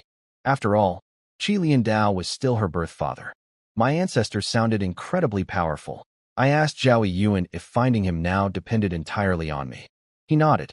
The lives of all 4 of us are in your hands. If you can reach your ancestor through your bloodline, we live. If not, once they find a formation master to break this barrier, we're all dead. We have maybe half a month to a month. I asked how exactly I was supposed to contact my ancestor through bloodline power. He shook his head. He didn't know. He said the divine dragon race vanished from the spirit realm long ago, and my ancestor was the only person with divine dragon blood in thousands of years. But he'd heard from our sect's grand elders that the divine dragon bloodline could communicate across realms, maybe even reach the immortal realm and call the dragon race to come. I took a breath and said I'd try. I closed my eyes and tried to feel the golden energy flowing through my blood, the divine dragon bloodline. I knew it could strengthen my body and heal me, but I'd never tried to pull it out of my blood or control it before. Zhao Yuan said I could use it to contact my ancestor, so I gave it a shot. It didn't work. No matter how many times I tried using my spiritual power to grab hold of the golden energy, it just wouldn't respond. I could touch it, see it, but I couldn't control it. After more than 10 attempts, I figured out that spiritual power alone wasn't the answer. Then it hit me. Maybe I needed to transform into my dragon form. In my normal human state, the bloodline just passively boosts my body. But when I shift into dragon form, the bloodline actively comes out and spreads through me. I told the 3 of them to back up, and then I transformed. Golden light covered my body. Dragon scales appeared on my skin, horns grew from my head, a tail sprouted behind me, and my hands and feet turned into claws. Qi Yunting freaked out. She hid behind Zhao Yuan and whispered, "Grandpa, is he even human?" Zhao Yuan calmed her down and explained that this was just beast transformation, something common among powerful cultivators in the Central Heavens domain. He said that when my ancestor went into dragon form, even the greatest sword immortal of his era would back off. Then I heard Qi Yunting mutter something about whether our children would be human or dragon. Luckily, I didn't catch it at the time. My ears were ringing from the transformation. If I had heard that, I probably would have lost focus completely. Once the transformation finished, I tried again to control the bloodline. It had spread throughout my entire body now instead of staying in my blood, but I still couldn't grab hold of it. I tried over and over, then eventually gave up and dropped out of dragon form. Zhao Yuan saw my face and knew it wasn't good news. I told him I couldn't control the bloodline at all. I could see it but couldn't touch it. No blood resonance, no connection, nothing. He told me to take my time, that we still had a window. So I kept trying, method after method, all failures. Then Zhao Yuan suddenly spoke up. Ling Yun has come back. He could see outside the formation, and what he saw wasn't good. Ling Yun had brought a bunch of formation masters, including a famous one called the 100 Formations DEADLIEST, plus several more fusion realm experts. The other sect's people had already fled. They couldn't compete with Ling Yun's group. Zhao Yuan told me I needed to hurry. With that many formation masters working together, they could break through our barrier in as little as 7 days. I said I'd do my best, but inside I was laughing bitterly. How? I had no idea what I was doing. Then a thought struck me. I asked Zhao Yuan, could the formation itself be blocking my connection to my ancestor? He froze. Then he smacked his forehead. I forgot. This formation cuts off all outside sensing. Nothing inside can connect to anything outside. He quickly formed hand seals and shot a beam of golden light into the spot between my eyebrows, giving me temporary control over the protective formation. I tried again in human form. Nothing changed, so I shifted into dragon form one more time.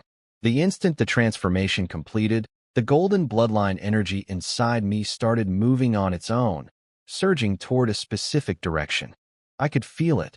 The bloodline was excited, like something out there was calling to it. I snapped my eyes open and pointed. I can feel it. It's over there. Zhao Yuan's fists clenched. That's the direction of the heavenly domain. I closed my eyes again and focused on the bloodline's excitement. A faint humming sound traveled from the bloodline into my mind. For the first time ever, my spiritual power could truly sense the bloodline's presence. I realized then, it wasn't that I couldn't control it before. The bloodline had been too thin and scattered. Now that it was concentrated together, there was finally enough for me to feel. The bloodline was telling me there was a kindred spirit out there, one of my own kind. I pushed a message through the bloodline with everything I had. Save me. Help me.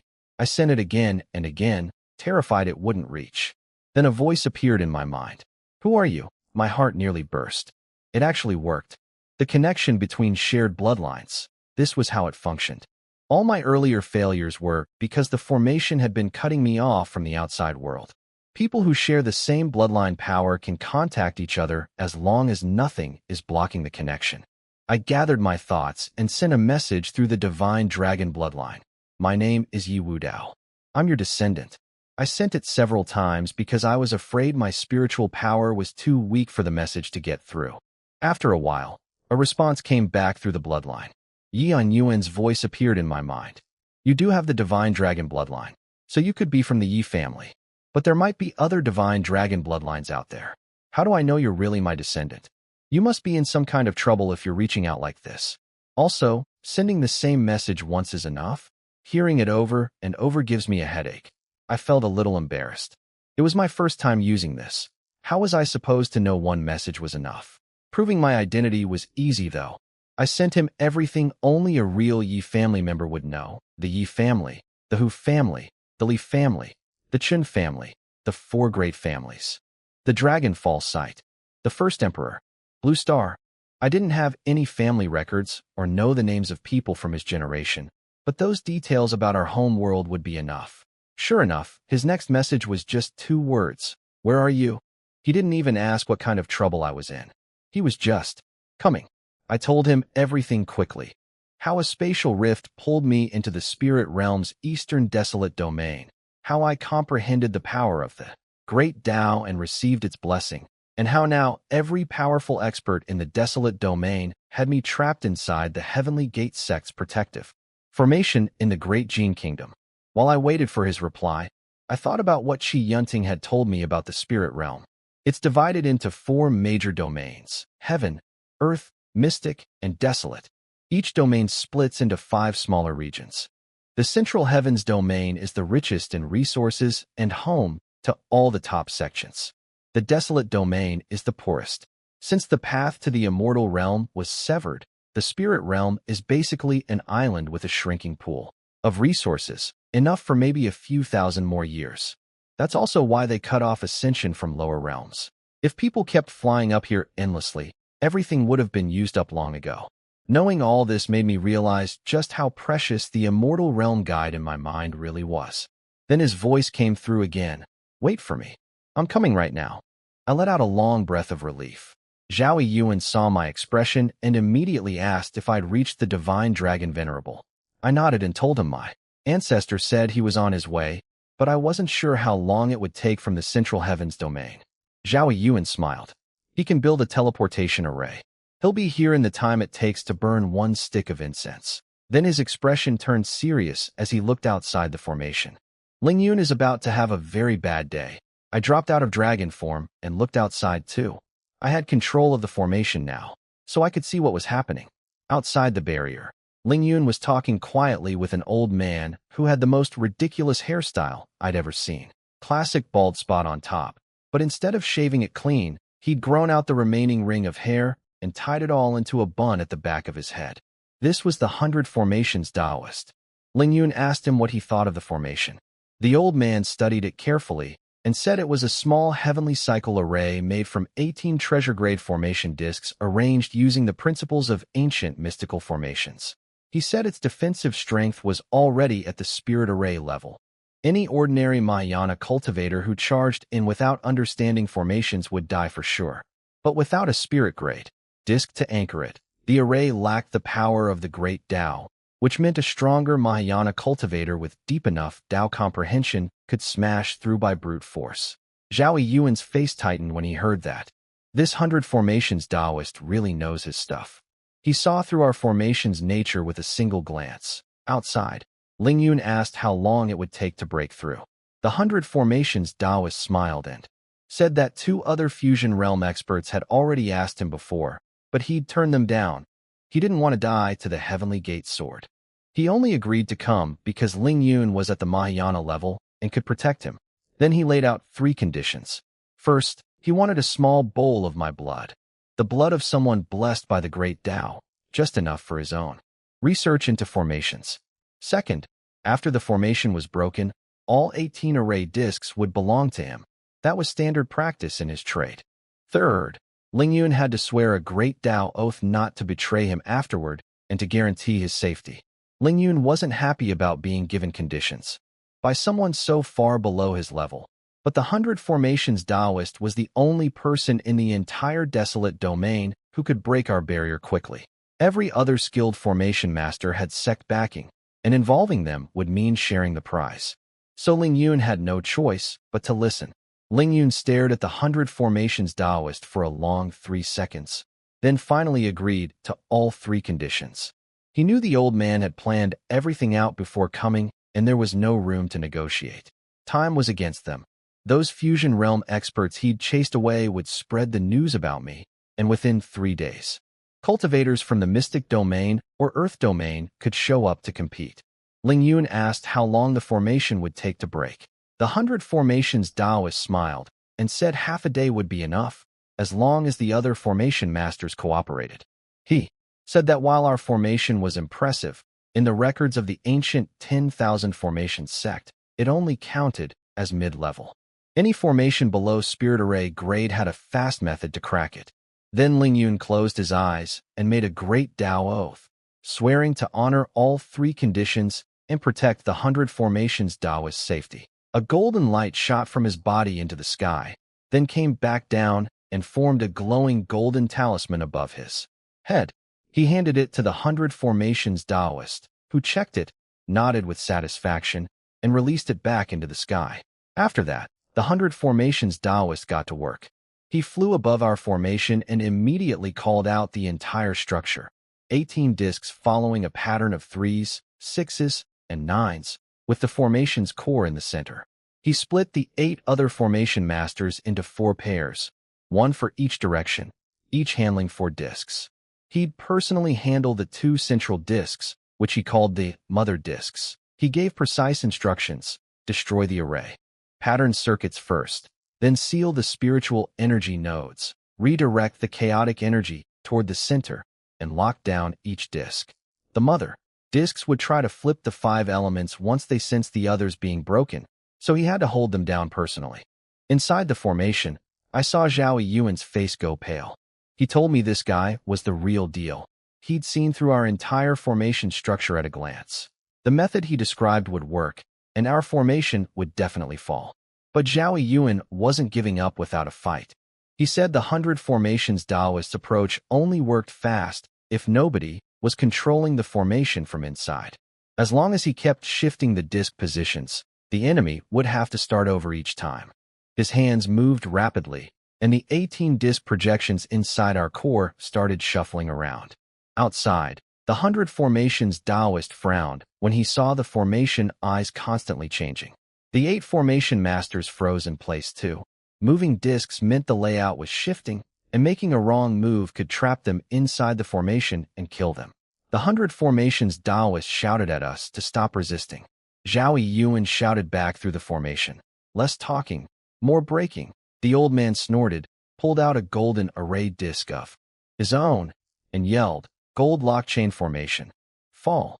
A bunch of golden locks connected by chains appeared above his disc. He threw it high into the air, and the locks dropped into our formation. Inside, I watched golden locks appear on top of the disc projections. 14 of the 16 outer discs were completely locked in place. They couldn't move at all anymore. Only 2 outer discs could still shift, and even those had limited range. The 2 center discs were untouched, but it didn't matter much. Then Zhao Yuan collapsed to the ground. "It's over. I've lost control of the formation." I asked if the 100 formations Taoist had stolen control. He shook his head. It wasn't stolen. The old man had layered his own formation on top of ours, locking our discs so Zhao Yuan couldn't move them. It was like being handcuffed. The formation was still ours, but we couldn't do anything with it. He looked at me quietly. "Now it all depends on when your ancestor gets here. At this rate, they won't even need half a day to break through." I asked Zhao Yuan about the great Tao oath I'd seen Lingyun make. He explained that it was a manifestation of the power of the great Tao, the fundamental laws of heaven and earth. If someone breaks a Tao oath, the Tao itself strikes them down with a full blast of its power. Almost nobody can survive that unless they're an extremely powerful immortal or have a supreme-grade immortal weapon to block the hit. That's why nobody makes a Tao oath unless they absolutely have to. I looked out at Lingyun. This old monster really was going all out to get my blood. The formation masters began working on our discs, precisely locating each disc's weak points, and using opposing arrays to dismantle them step by step. I'd originally thought we had 7 days. Now it looked like we didn't even have one. All I could do was pray my ancestor would hurry up. Outside the formation, the 100 formations Taoist sat in the center, while his 8 formation masters worked on the outer discs. About an hour in, one of them, a white-haired old man on the east side, broke through the first disc using a technique called silk thread dissolution. He sent white threads into the formation, tightened and loosened them until the disc failed. I watched the disc projection above us go dark. "That fast," I said. Zhao Yuan sighed. "His technique is solid. He used those threads to take control of our disc and shut it down. If only our spirit-grade disc hadn't been damaged years ago, none of this would be happening." Shi Yunting looked at me and said, "Wu Dao. Brother, maybe you should check where your ancestor is." I paused. "Yunting Jia, you're 20 and I'm 19. You should call me little brother." She turned red and mumbled something about whether an older sister-younger brother romance was appropriate. I pretended not to hear that and shifted into dragon form. I sent a message through the bloodline, but got no response. After dropping the transformation, I told them my ancestor wasn't answering. Zhao Yuan waved it off. "He's probably in a teleportation array. When you're being transported, all outside connections are cut off, even bloodline links." I sat back down and watched the formation masters chip away at our barrier. I started thinking that if I survived this, I really needed to learn formation techniques. Having a formation was like having a permanent advantage. We'd held off a Mahayana cultivator and over a dozen peak fusion realm experts with this one array. If Lingyun hadn't found the 100 formations Taoist, they'd still be stuck outside. Then a voice boomed from the distance. "What kind of dump is this?" Took me forever to find it. The Heavenly Gate sect used to be a major sect in the Central Heavens domain and now they're hiding in this mountain hole. My face lit up. That's my ancestor. Zhao Yuan jumped to his feet and looked outside through the formation. He'd heard of the divine dragon Venerable, but had never seen him. They were from completely different eras. Outside, Ling Yun shouted toward the voice, demanding whoever it was to show themselves. The next instant, he was slapped hundreds of meters through the air and slammed into the mountain behind the sect, his body buried in the rock face. Who are you calling sneaky? A middle-aged man appeared outside the formation, looking at Ling Yun like he was dirt. So you're the little turtle trying to mess with my family's kid? Ling Yun pulled himself out of the mountain, shaking. He'd been sent flying before he even saw the man move. He bowed and introduced himself, calling the man Senior, and asking if there was some misunderstanding with the Heavenly Gate sect. My ancestor glanced at him with contempt. You? A true person? How shameless can you get? Then he spotted the 100 Formations Daoist trying to sneak away. Lu Haikua, you see me and you're just going to leave without saying hello? The 100 Formations Daoist froze mid-step, slowly turned around, and bowed. Junior Lu. Haikua greets the divine dragon Venerable. My ancestor grabbed him from a distance like picking up a toy. The old man had zero ability to resist. It's been a few hundred years, and your cultivation still hasn't improved. I let you off easy back then and told you to get out of the heavenly domain. And now you're here trying to break into my descendants' home. He slapped the 100 Formations Daoist flying too. The old man scrambled back, crawled to my ancestor's feet, and begged on his knees. Divine Dragon Venerable, I had no idea he was your descendant. It was this Ling Yun who hired me. It has nothing to do with me. Ling Yun was completely stunned. The Divine Dragon Venerable, one of the top 3 among the spirit realm's 10 greatest experts. Someone who could flick his finger and erase Ling Yun from existence. And the person he'd been trying to capture and drain of blood was this monster's descendant. My ancestor smiled at Ling Yun. Old man, you've got some nerve. Going after my family's kid? Wanting to drain his blood for pills? Ling Yun bowed frantically. Divine Dragon Venerable, I had no idea he was your descendant. This is all a misunderstanding, my ancestor grinned. Misunderstanding? We'll see about that once my kid comes out. Then he looked around at all the fusion realm experts and formation masters and said, Everyone stand still. Move 1 inch, and I'll scatter your souls. Nobody moved. The wind blew hair into some of their eyes, and they didn't even dare blink. Then he called out toward the formation. Yi Wudao, get out here. Your old ancestor has arrived. What? You want me to come in and carry you? I heard that and my mouth twitched. From everything he'd said since showing up, I could already tell exactly what kind of person my ancestor was. Arrogant, domineering, wild, completely lawless, afraid of nothing. Put it all together, and yeah, that sounded about right for someone ranked in the top 10 of the entire spirit realm. I looked at Zhao Yuan and said, Grandpa Zhao, take down the formation. He nodded and formed a hand seal. The barrier vanished and all 18 array discs settled gently onto the ground.